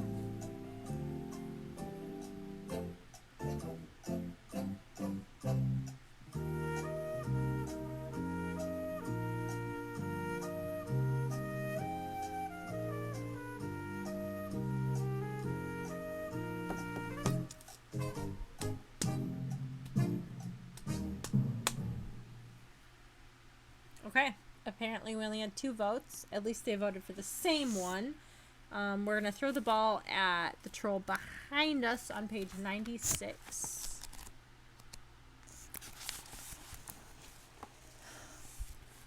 You take aim at the troll behind you. You hurl a golf ball directly at the center of his forehead. Ah! The troll roars in agony. You got me! And then the strange little creature begins to shrivel and shrink right before your eyes. Agony! Agony! He cries, holding his head. He's growing smaller and smaller. Slowly, the troll disappears. All that's left of him is a small pile of super strength O cereal. He's gone, Lauren exclaims. And so are we, you say to her. Let's get Todd and get out of here. Go on ahead. I'll get to anything. I want to get something. Okay. Reluctantly, Lauren runs down the tunnel alone. You bend down and pick up the pile of O's that used to be the troll, and you put them in your pocket. You hear a familiar wicked laugh in your mind. It's the laugh of the troll. Uh-oh, you think. The troll isn't gone. And then Lauren screams. Go to page 89. Okay, since we didn't take a normal 10-minute break, we're going to take a second smaller break now. It's 10:30. Hopefully we can get done by 11-ish. I'm going to take another 5-minute break right now, and then we will get back to the show. Thank you for sticking with me so far, and I will see you guys in a few.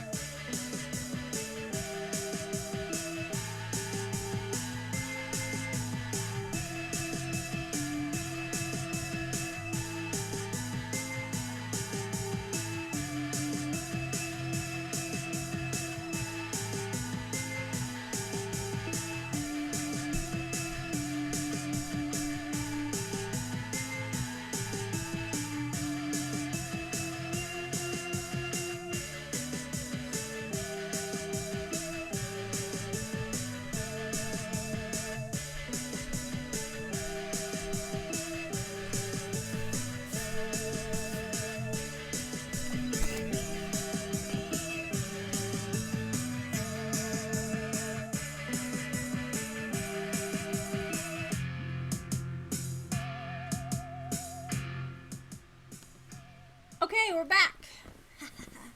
My hair is crazy because I've had this hat on all night. Ooh. Okay. We got this, you guys. There's not that much left. We can do it. It's only 10:25. So, okay.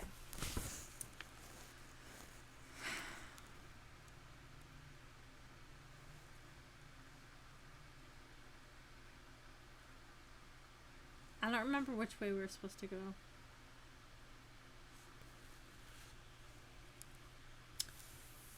I had it on page 89, but this is also a page that we've also been to before. So did I do it wrong? Or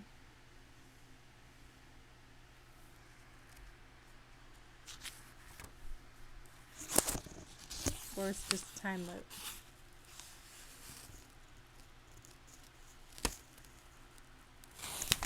I think it's a time loop. I think it's just a time loop, you guys. Okay. So, ending 15. Or no, 14. Ending 14. Time loop 4. We're going back to...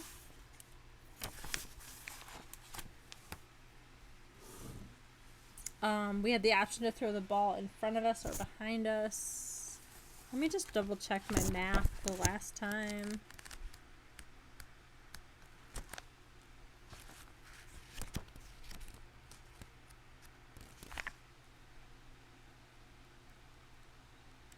Yep. Okay, cool. We're good. We're going to throw the ball at the troll in front of us on page 101 this time.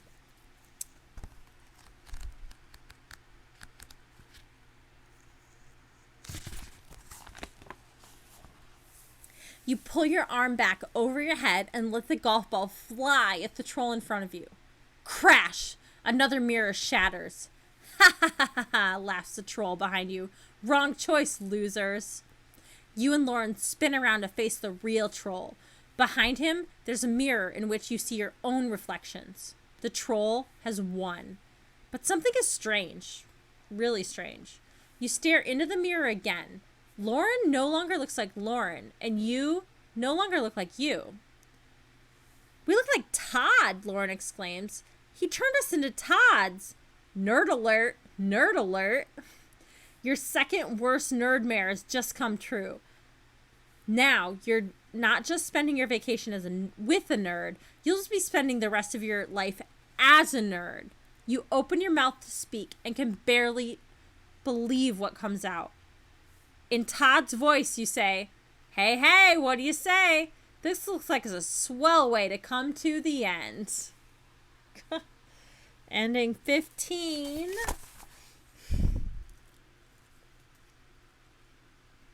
Time loop 4.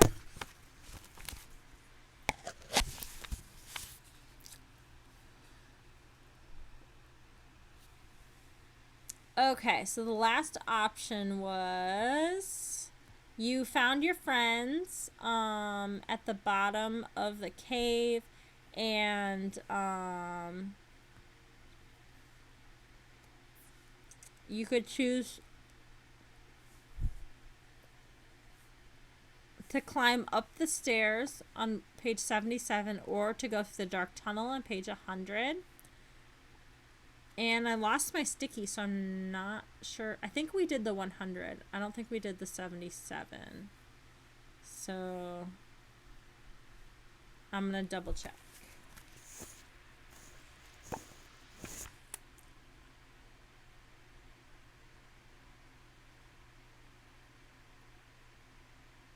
Okay, we did the 100, so we're doing 77 this time. The three of you stare down the dark tunnel.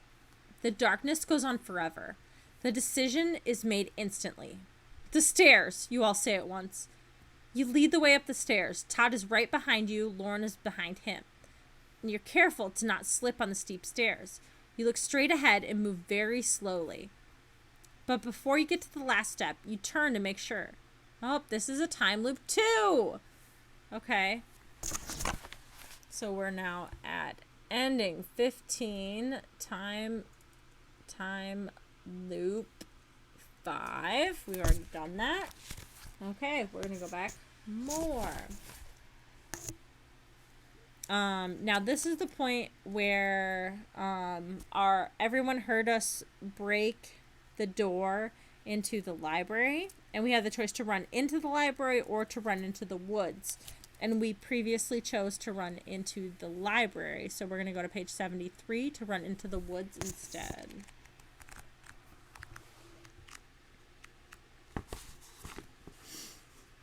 You drop the library door and run. You leave the community center and head for the woods. Like a muscle-bound gorilla tearing through the jungle, you use your super strength to push back the thin wall of bushes and trees that block your path. You think you hear footsteps behind you. You slow down and turn around to look. But you see nothing and no one. How dare you run away? The troll's voice sounds in your mind. You must obey me at all times. While the troll gives you the mental messages, the woods start moving all around you. At first, it seems as if the trees are moving, and then you see them. Trolls. The trolls are coming out of hiding. Hundreds of the ugly little creatures are crawling through the woods. They're devouring leaves and sticks and dirt like maggots on rotten meat, and they stuff their blubbery lipped mouths full of anything they can pick up. You feel sick as you watch the trolls chew their way with their mouths open and their thick tongues hanging out. Go to page 40.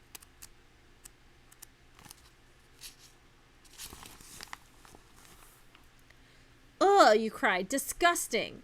The troll turns on you. All at once, the whole horrible population of the creepy little creature starts whistling. Tweet, tweet, tweet, tweet. Your ears ache. The troll's whistling begins to shrink your super strength muscles. We've got the offender, shouts the ugliest troll of all. Thick lizard skin eyelids droop down over his bulging green eyes. Everyone attack! Attack the one who insults us! All your strength is gone. You're an easy target for the attacking trolls. They leap from trees and rocks and they land all over you. You fall to the ground. A tribe of trolls quickly crisscrosses your body with ropes, anchoring you to the spot. We've captured the giant, the trolls say. What should we do? If you need more time to think, then we'll choose option 1. If you want to call for help and scream, we will choose option 2. Seems strange that we would have like a time to think option here, but because I don't think that we have that, you know, but we get to decide. Okay, the poll is started. Try again. Sorry, it took me a minute to load it. Choose option 1 if you need more time to think. Choose option 2 if you call for help. Oh, you cheated anyway, you 3 voter.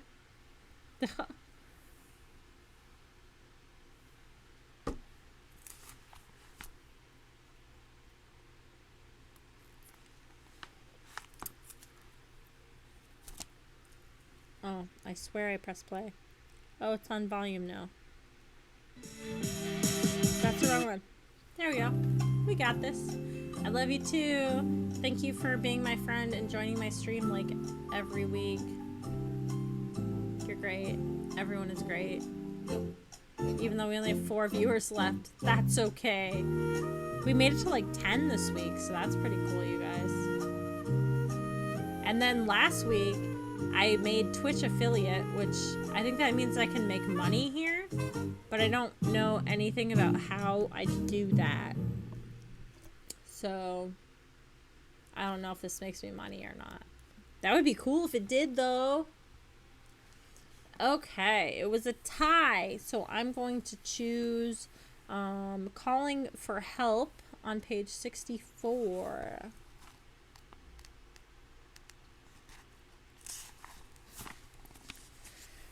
Todd, Lauren, Sharky, anybody, help! You cry. Calling for help is the only way you're going to escape the trolls. We're right here, a voice answers you. It's Todd's voice, but it's coming out of the mouth of the troll standing right on your knee. Yes, we're all here. That's Lauren's voice, coming out of the mouth of a different troll. Hey, dude, what's happening? Another troll says in Sharky's voice. What is happening, you wonder? We were all turned into trolls, Todd explains, and you're going to turn into a troll too, and be our leader. Me, you shriek?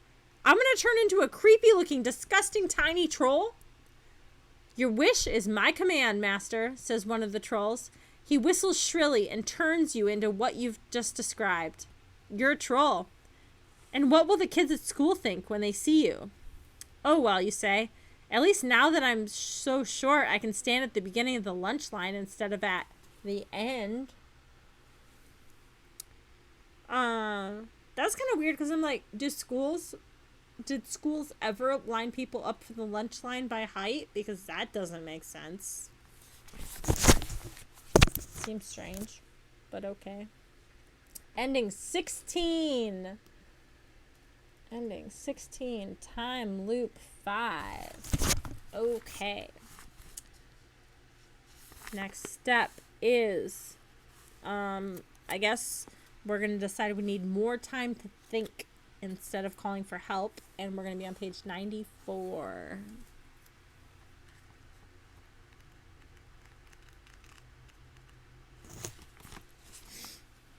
Yeah, you definitely need time to think of a way out of this mess you're in now. You're flat on your back in the land of the little people. You're tied to the ground and covered from head to toe with disgusting, ugly trolls. They take turns examining you. Slobbering, glop-dropping trolls peer down your throat, up your nose, under your eyelids. These trolls may be little, but their breath is big, bad, and ugly. You decide you've had enough, and it's time for your secret plan. For the secret plan, go to page 104.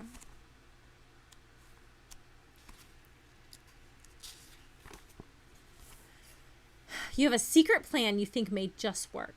Hey, trolls, you call out sweetly. You forgot to examine my ears. Why don't you have a look? You can see they're curious.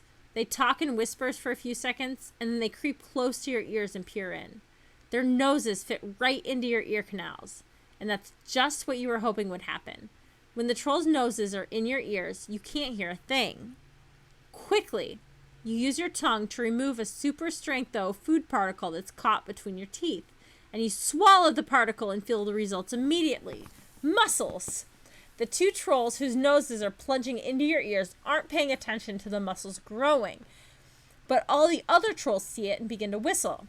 With your muscles bulging and your shirt seams splitting again, you work fast to break through the ropes that hold you. When your hands are free, you press the two trolls against your ears and use them like earmuffs to keep the sounds out from the whistling. Go to page 39.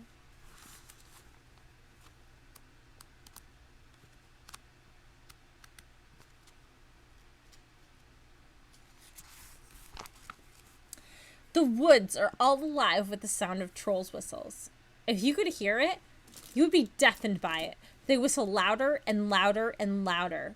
Soon, the sound of their own whistle drives them crazy. They all hold their own ears as they spin around and around like tiny troll tops. They're out of control. While trying to control you, they have lost all control of themselves. Right before your eyes, you see hundreds of trolls disappearing into the ground. The faster they spin, the deeper into the ground they go. Soon, all of them are right where you want them. Gone. You stand up and brush the dirt from your clothes, and then you stroll back to your cabin, whistling as you go. The end. I didn't like that ending. Ending 17. Time loop 5. I feel like we had a good amount of people, and a lot of people have to drop off earlier. So I'm wondering if we should only do like half a book a week. Do you guys think that would be better?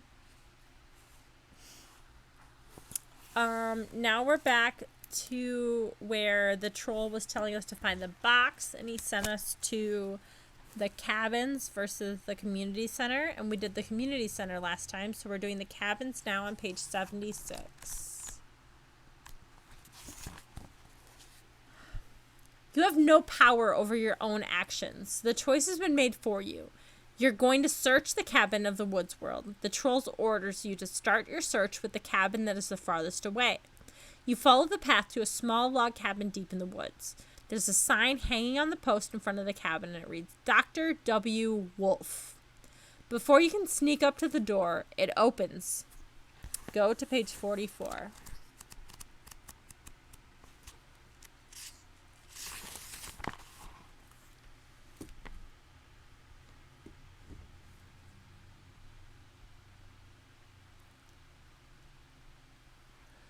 Good evening, purrs a deep, velvety, smooth voice. I've been expecting you. Expecting me? You have, you gulp? You squint into the blackness, trying to see who's talking, but it's too dark. When the full moon is out, I always expect good things to come in my door, the voice says slowly. Maybe you can help me, doctor, you say nervously. You see, I'm looking for a box that belongs to my friend, a red tin box. We've been searching all night, but we ran into some trouble. Trouble? Says the voice from the shadows. Wolves. Well, more like, werewolves, to be exact, you explain. Werewolves, eh? The deep voice says. The door opens wider. The doctor steps out into the light of the full moon. There's only one thing for you to do now. Scream. And go to page 112.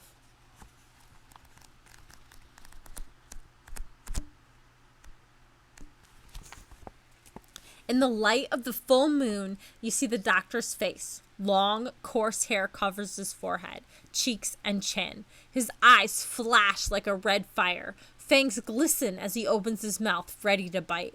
Your screams fill the night air, but no one can hear you so far away. Behind you, a gate comes crashing down around the cabin, and there is no escape. You search for Todd's red tin box has brought you right into the Werewolf of Woods world. Also right to the end. Okay, that was ending 18. Time loop 5.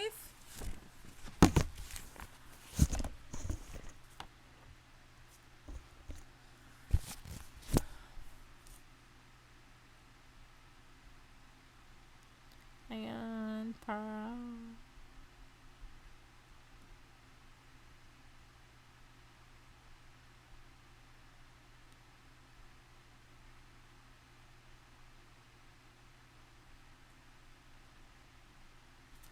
okay, so one more here. Okay, so this is when we first met the troll, and we decided to just smack him with the branch, but this time we are going to ask Lauren and Todd for advice instead on page 25.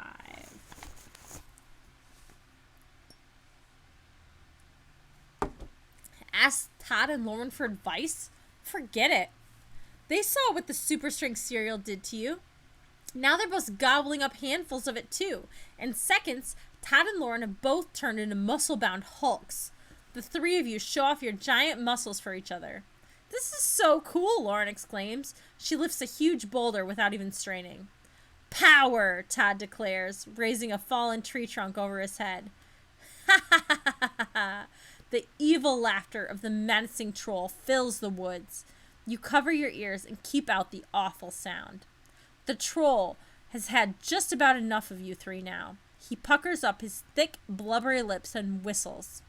Instantly, Lauren drops the boulder. Todd drops the tree trunk. Roll over, the troll orders. Todd and Lauren fall to the ground and roll over. Their super strength has been zapped. But how? Find out on page 66.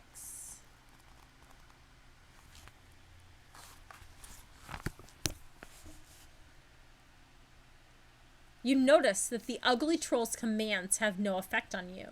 It doesn't take a genius to figure out the reason you've escaped his control. Your hands are still covering your ears. You can't hear the whistle that seems to have put Todd and Lauren into some kind of trance. Without the vibrations of his whistle in your ears, your power to resist the troll is still strong. Aha, you think. He doesn't have all the power after all. Whoops. You shouldn't even have thought that. The troll read your mind. And to prove you wrong, he says a troll word that sounds like Gazak. You have no idea what that means, but you do know one thing. It's time to grab Lauren and Todd and get out of there. Run, you shout to their faces. Their trance-like stares are broken and the sound of your voice. Run, you yell again. Race to page 54. Gazak! Gazak! Gazak! Hey, what's going on here? Isn't the troll saying that weird word? It's Lauren and Todd and you. Oh, it isn't the troll saying it. It's you guys. You've run away from the troll, but before you left him, he played a very mean trick. He stole all your vocabulary words and replaced them with just one word. Gazak! You open your mouth to speak to Lauren. Gazak! She opens her mouth to answer. Gazak! And Todd cries, Gazak! What does Gazak mean? Well, it can only mean one thing. For you and your friends, this is Gazak! Okay, that was a good one. No.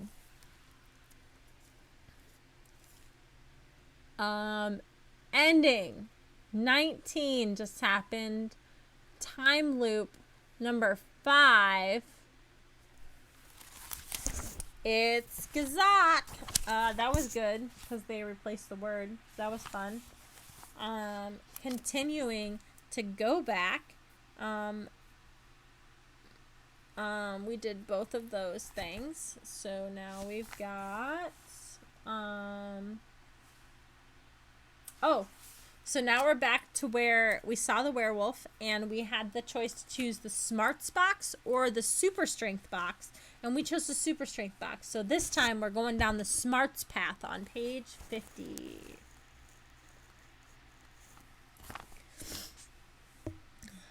Smart move. You toss the smart box to Todd. Here, catch, you shout. Todd misses. The box falls to the ground and the top flies open. I can't look, Lauren cries, still hiding her eyes. Cereal, Todd exclaims. Cheerios. Sure enough, cherry-colored O's spill out of the box.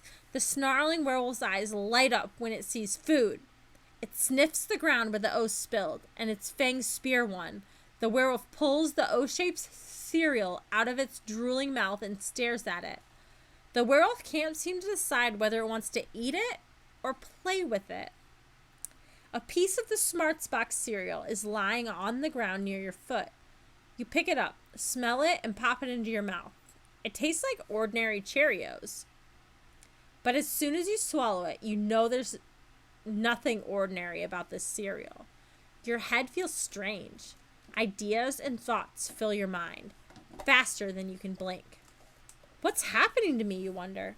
Go to page 103.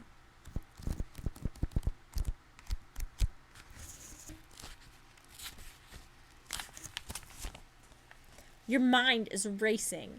In seconds, every math fact you've ever learned pops into your head. Every spelling word you've ever studied flashes before you. The theory of relativity, the Gettysburg Address, the map of Marco Polo's entire journey. You know it all. Every fact of every piece of trivia you've ever heard is right there in your mind. You've never felt so smart in your life. The O's, you exclaim. The cereal is the Smarts Box's smart food. Let's be smart then, Lauren cries, peeking out from behind her hands. Let's run while the werewolf is busy with the food. Immediately, your brilliant brain has another idea. We're going to capture the werewolf and show it to the world, you announce. Don't be stupid, Lauren shouts. We have to run, now. Think fast. What's it going to be? If you want to try and capture the werewolf, we'll choose option 1. If you decide to run, we're going to choose option 2.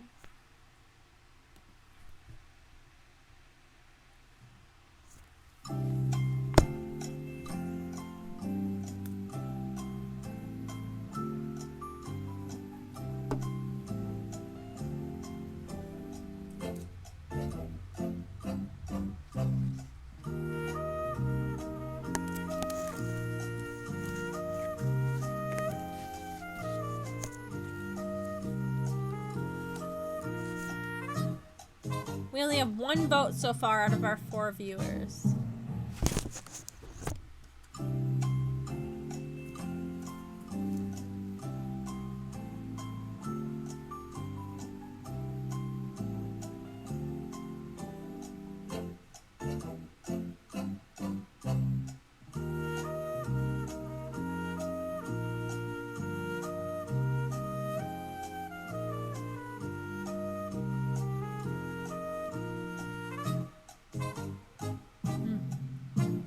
Nobody?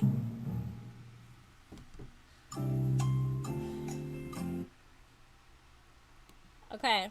Well, Martha, you are the sole voter at this point, and you have chosen option 1. We are going to capture the werewolf on page 16.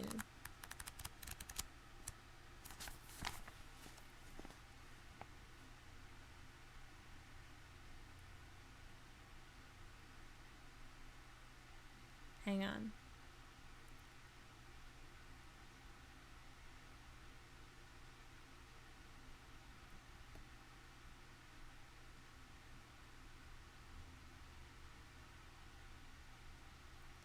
Sorry.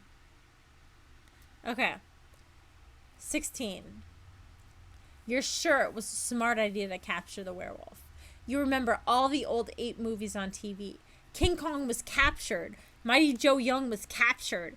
And now you will carry on the tradition when you capture this werewolf.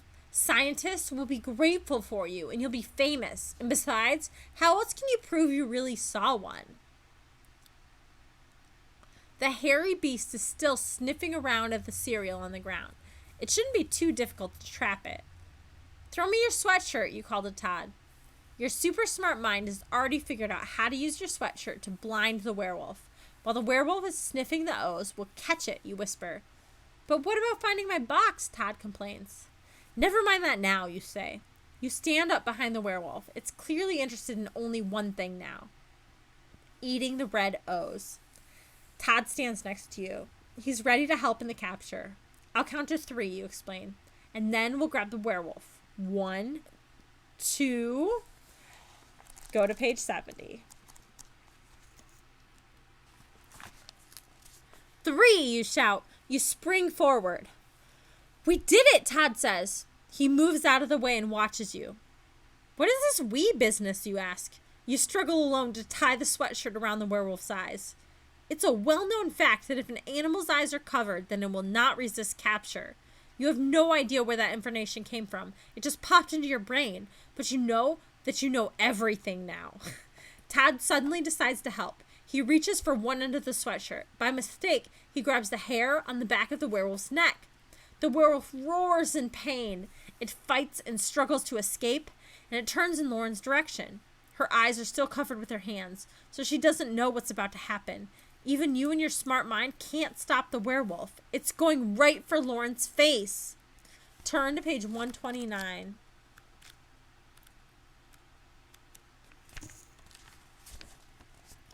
The werewolf pounces on Lauren's. You scream. Todd screams. And Lauren laughs. Hey, that tickles, she giggles as she rolls on the ground with the werewolf. Her eyes aren't covered anymore. Wolfie, stop! Wolfie, you and Todd repeat together. You can't figure out what she means. The smartness from the cereal must have worn off. Why in the world would she be laughing? You shine the flashlight on the werewolf. It's licking, not biting Lauren's face. This isn't a werewolf, Lauren says. And in the light of the flashlight, you see Lauren is right. It's not a werewolf at all. Wolfie is the dog from next door, Lauren explains, hugging the hairy animal. Oh well. So much for the great wild werewolf you're going to capture and donate to science. Goodbye to all those brilliant ideas. It looks like your chance to be famous just came to an end. Okay, that was ending 20. With time loop 5. Okay, we've got at least 2 or 3 more, I think.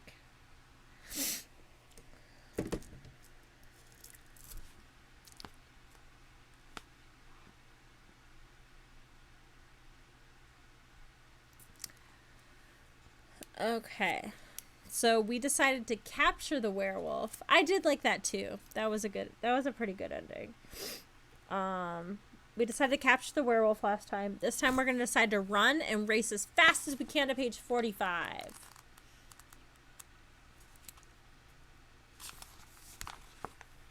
Run, you shout. You take off, holding the boxes in your arms. You glance back to see if Lauren and Todd are following. It's so dark in the woods, you can't find your friends. We're right behind you, Lauren assures you. Run, you shout again, and then your whole body smacks up against a tree trunk. Oof, you gasp. The impact knocks the air right out of you. Oof, Lauren adds, slamming into your back. Oof, Todd cries, plowing into Lauren. You feel the ache of sudden airlessness, but the ache instantly turns into a stinging feeling all over your legs, arms, neck, and face. Ouch! Oh, ouch! Todd screams. He jumps up and down and then rolls on the ground. Red fire ants! Hurry to page 62.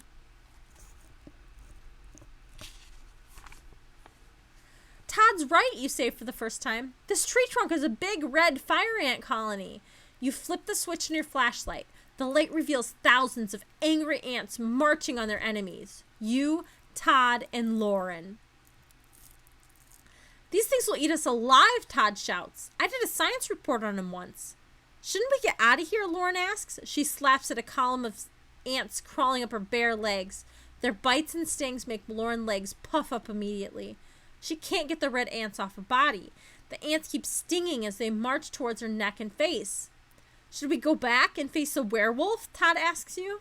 Or should we stay here and get eaten alive by fire ants, Lauren adds. It's up to you. You decide.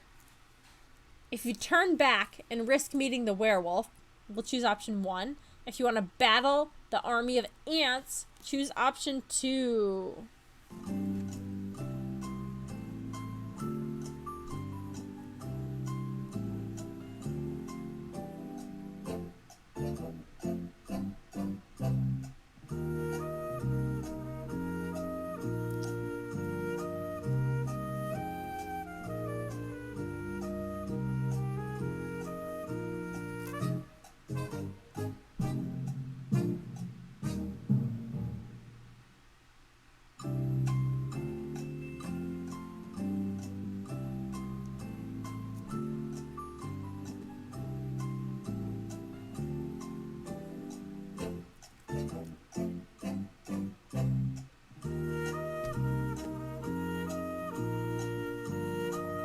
I also hate...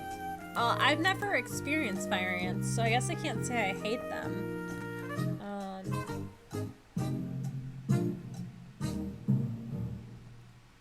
But I assume I would hate them. It sounds like a terrible thing that I don't want any part of. So... okay. So we chose option 1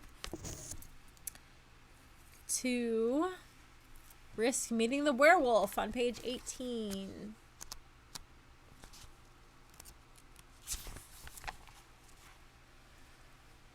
You decide to turn back and face the werewolf.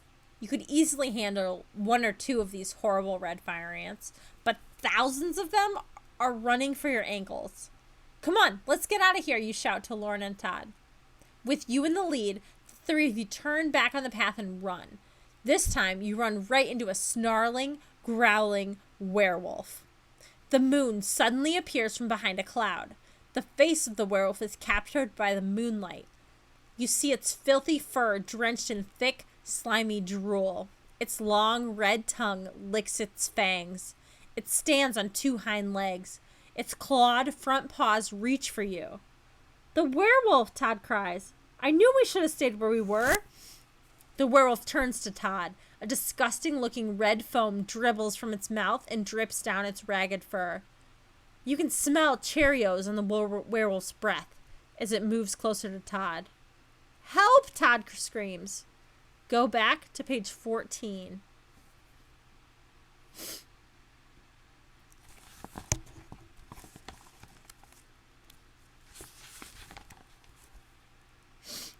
Achoo! Todd sneezes. The werewolf's fur makes Todd's allergies act up immensely. Gesundheit! Todd looks at you, and then Lauren. What did you say? He asks. I said Gesundheit, a deep, growling voice answers. Todd whirls around. Huh? Gesundheit, the werewolf replies. I was speaking in German. Instead of saying bless you, I said Gesundheit. You and Lauren inch back behind a huge tree. What happened to the werewolf? She whispers. Now he's talking like we talk? The smart box, you whisper. Those O's must do a lot more than just fill a person's head with facts. Anyone who eats it gets good manners. The werewolf is talking just like a polite human being would. Go to page 49.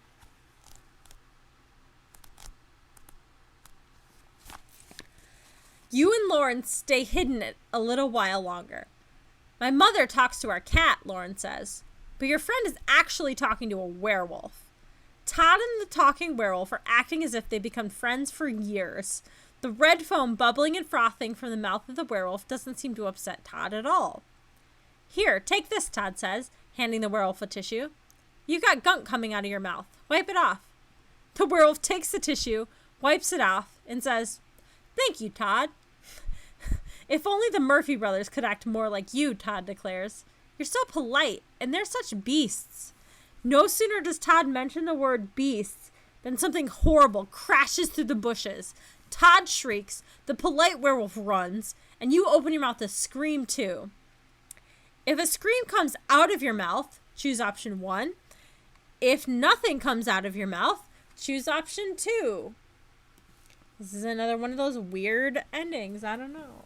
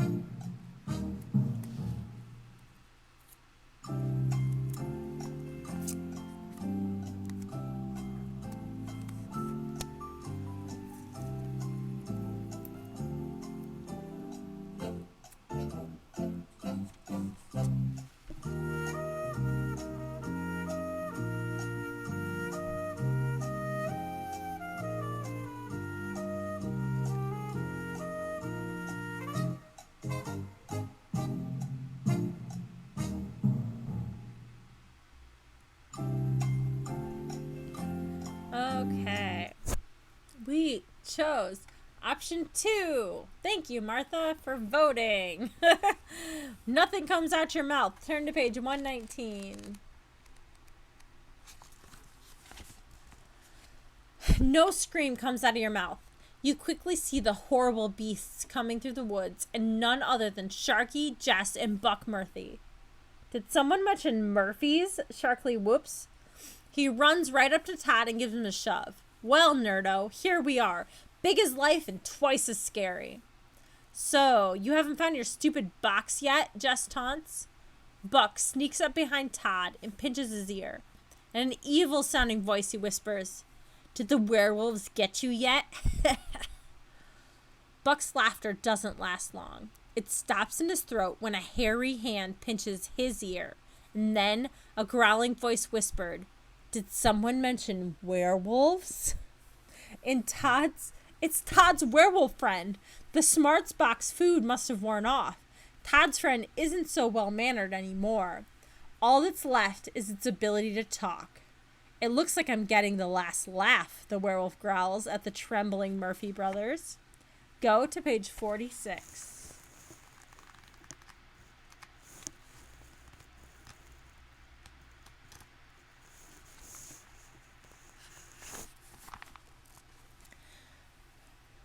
That's 48. 46. "Don't hurt us," Buck begs the beast. The werewolf snarls and lifts Buck up by his neck collar. Its hairy paws close around Buck's neck. "Don't do it," Lauren cries out. Sharky and Jess Murphy are huddled together next to a tree. They have their eyes covered, but you see the tears streaming down their cheeks. You've never seen the Murphys look so scared. The werewolf ignores Lauren's plea, but then Todd speaks up. "Please don't hurt them," Todd says softly. For a second, it seems as if the werewolf is listening to Todd. But then, it tightens its grip on Buck. The werewolf moves over to where Sharky and Jess stand shivering with their black high-topped sneakers. "Grrr," growls the werewolf, ready to finish off the three Murphys. "You have to help us," the Murphys cry. To help or not to help? That is the question. Turn to page 91. I know more of those words, and I wish there were more opportunities to recite them, but I'm not going to do it right now. "Oomph!" the werewolf puffs as you pounce on it. "Sorry," you say. "I have to help the Murphys." You use all your strength to pull the werewolf off the Murphys. You can't do it alone. "Help me, Todd," you plead. Todd looks at the Murphys and at you, and then he stares at the werewolf who was his friend, if only for a few minutes. Todd knows what he has to do. He jumps on the werewolf with you. Together, you knock it to the ground. "The Murphys do deserve to cry," Todd says as he struggles with the beast. "But they don't deserve to be a 3-course meal for a werewolf." Grr, grr, roars the werewolf. It twists back and forth with new strength. You and Todd have freed the Murphys. Now the werewolf runs free too. He runs into the darkness with an ear-piercing "How-woo-woo!" Even though you and Todd tried your hardest, the werewolf has escaped. You're exhausted. You, Todd, Lauren, and the Murphys fall to the ground. The last thing you remember is staring up at the dark sky. A full moon stares back. Go to page 34.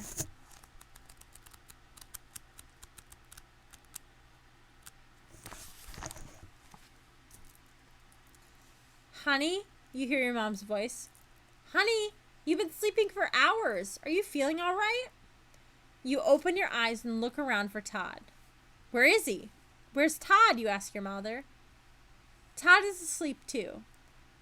I had to wake you finally to tell you that the Morrises and Dad and I are going to go play tennis.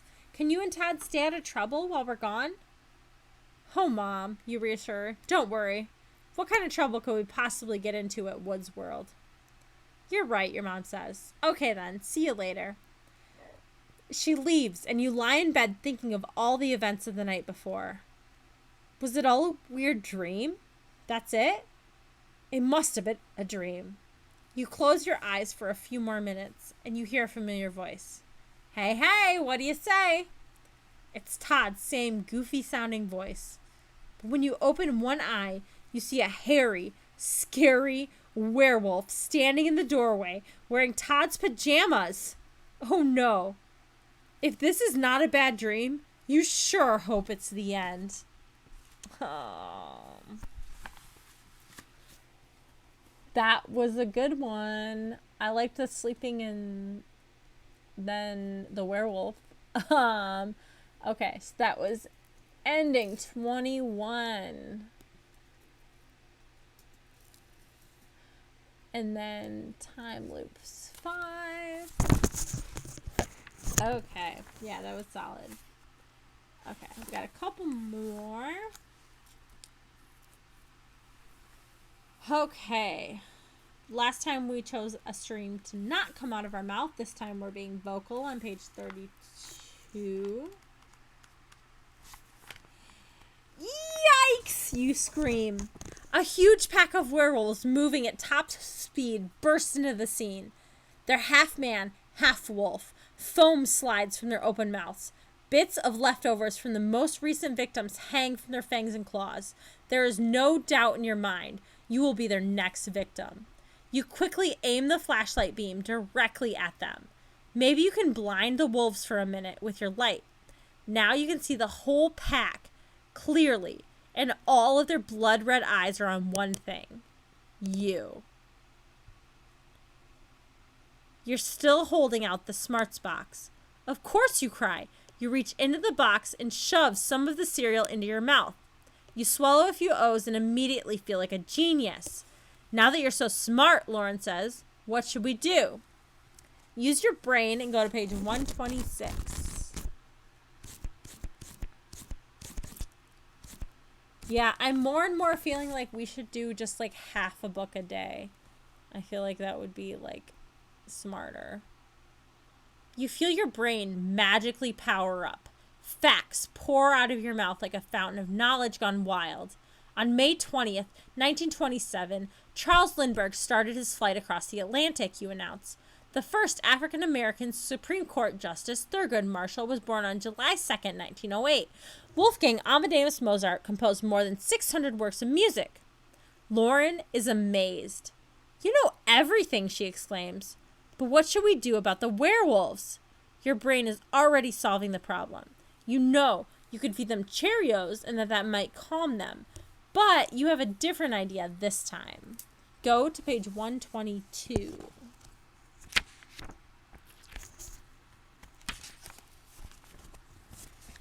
You reach into your pocket and you feel what you're looking for. Jawbreakers, you announce to Lauren. You hold out a handful of round colored candies. Then you toss them to the ground. The pack of werewolves pounce on the jawbreakers and start chomping. In no time, pained howls fill the woods. How, whoa, whoa, whoa, All the hairy creatures cry out in jaw-breaking agony. Your plan worked. I knew my plan would work, you bragged to Lauren. Those fanged beasts won't be hitting anyone for a long time. Right again, genius. All the werewolves' teeth and fangs are broken and shattered. The jawbreakers in your brilliant brain saved you and your friends. Now that you've cracked the case, you'll be free to keep searching and searching and searching for Todd's box until the end. Oh, okay. Ending 22. Time loop 5. We're still going. I've got like 2 more tabs here. Last time we chose to battle the werewolves instead of the ants. We're going to go with ants on page 35.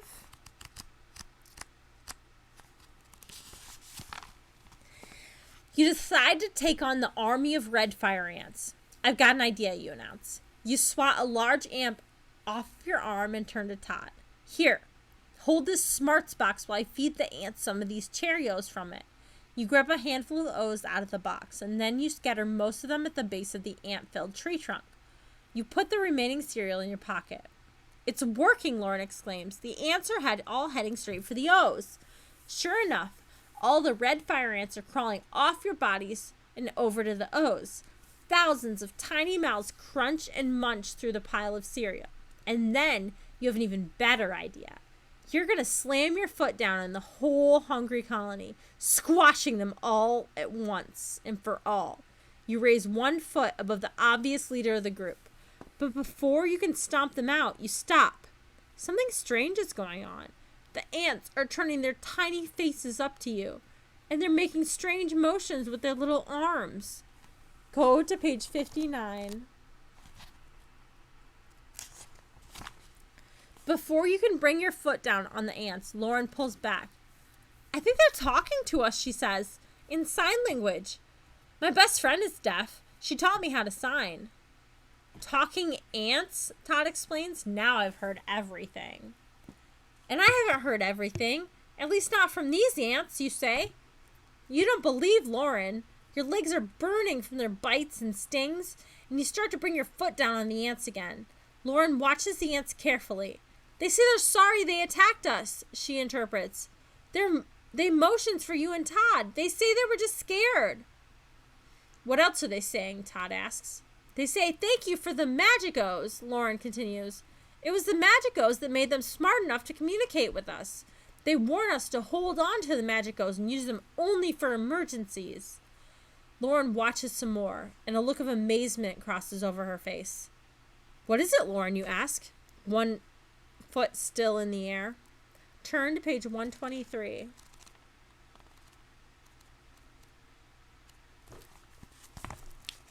Lauren has a very serious look on her face. She watches the motions of the red fire ants as they speak to her in sign language. They say, beware of the werewolves of Woods World, she says. They say we're not safe until we have the red tin box back in our hands. Do they know where it is? Todd asks. They say they know, but they can't tell us. There's another power in the woods that we haven't seen yet, Lauren continues. They say we must keep searching for the box. We only have until dawn to find it. That's right, you exclaim. You take the folded note out of your pocket and read the poem again. The werewolves of Woods World disappear at dawn. You must find the box before the night is gone. There's no time to waste, you say to others. Lauren, tell the ants we're sorry we smashed into their tree.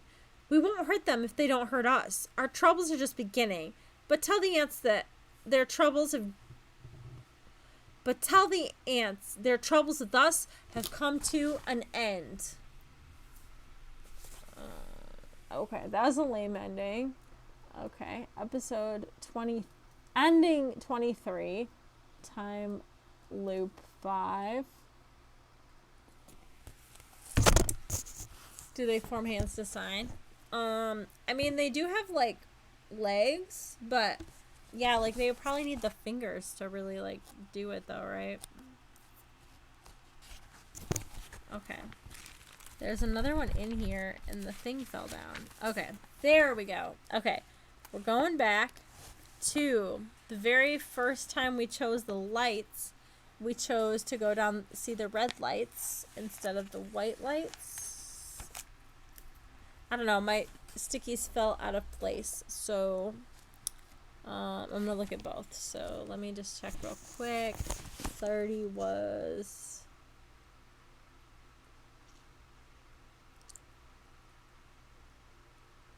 Okay, we already did the white lights. We haven't done the red lights in 75.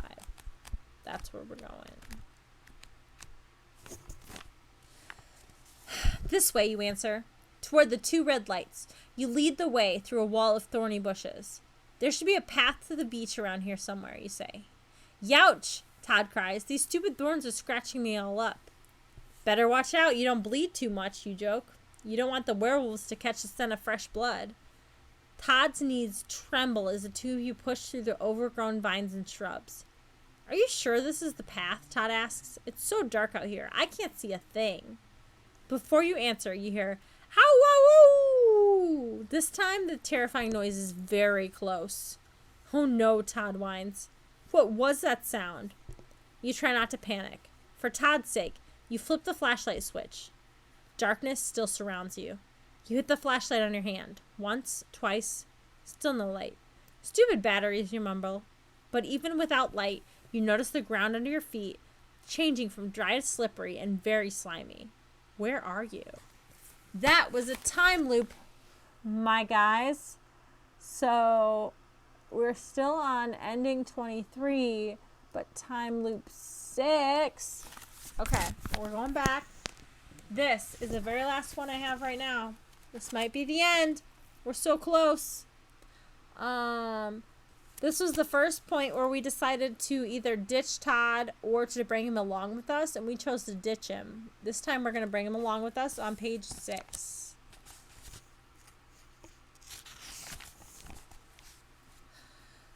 You can't help feeling sorry for Todd. You decide to take him to the campfire. Maybe if those Murphy brothers see you crying, they'll feel sorry for you, you tell Todd. They're the meanest boys I've ever met, Todd wails. He takes a package of tissues out of his shorts pocket and blows his nose. Loud.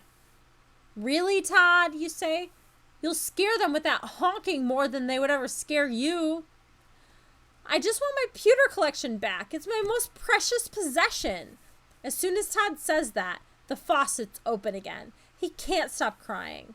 I can't go to the campfire, he sobs. My sinuses are all clogged now, and I have to face them alone, I guess. Alone, you repeat, cheering up immediately. Without you, Todd? I'm sorry, Todd weeps. I just don't feel like going to a party tonight. If you insist, you say happily. Go to page 9.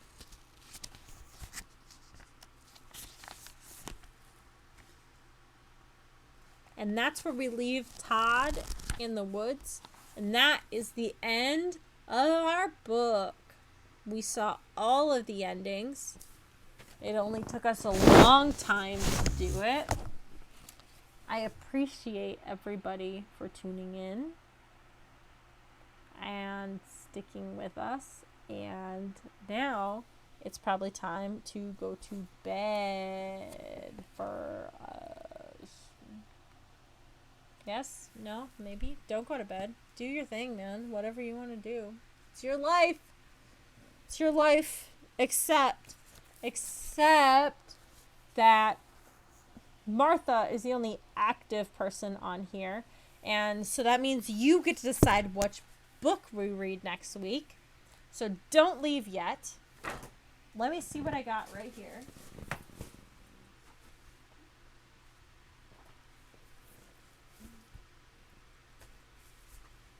Did that one.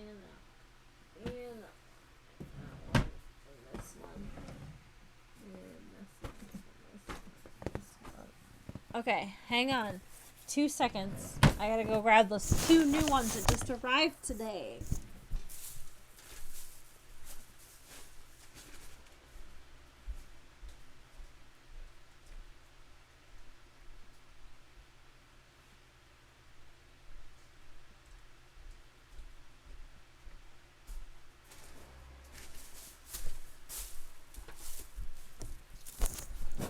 Okay, I'm sorry you missed the comic shop one too.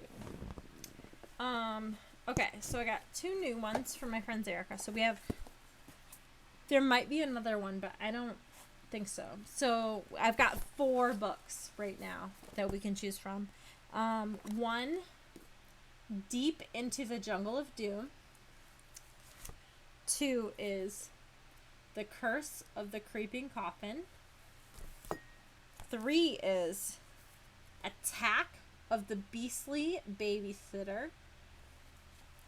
And 4 is Ship of Ghouls. Okay.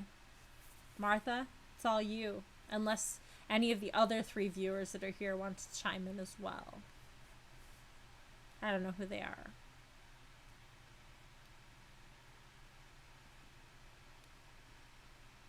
Anybody?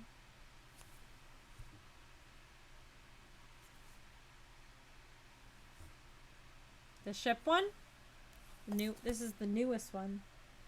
Ship of Ghouls. It says, the background says, you're on a 2-week cruise to Japan with a friend and no parents.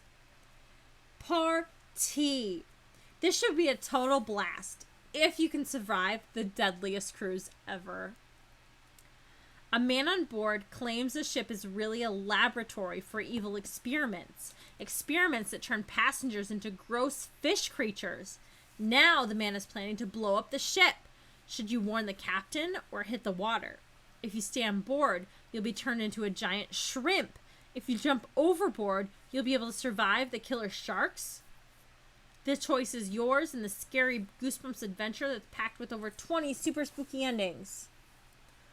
Okay, that's for next week. Also, as a child, I had a recurring dream where I was on a cruise ship with a bunch of people, and it was haunted by the ghost of a shrimp that looked like, just like the food shrimp, like the curly with the tail, but it was like 6 feet tall. And I ran around this giant table telling everybody, hey, don't eat the shrimp. Don't eat the shrimp because it'll haunt you. So this being turned into a shrimp on this is like really relevant for me. I don't know. That's all I got. I look better when I make weird faces. Don't eat the shrimp. But have a great night, and I will see you next week. Because I love you guys. And then I think the week after I might have to skip because I'll be on vacation. But I'll find out next week because I don't remember. Good night. Bye. I love you. Thank you for joining me. Peace out.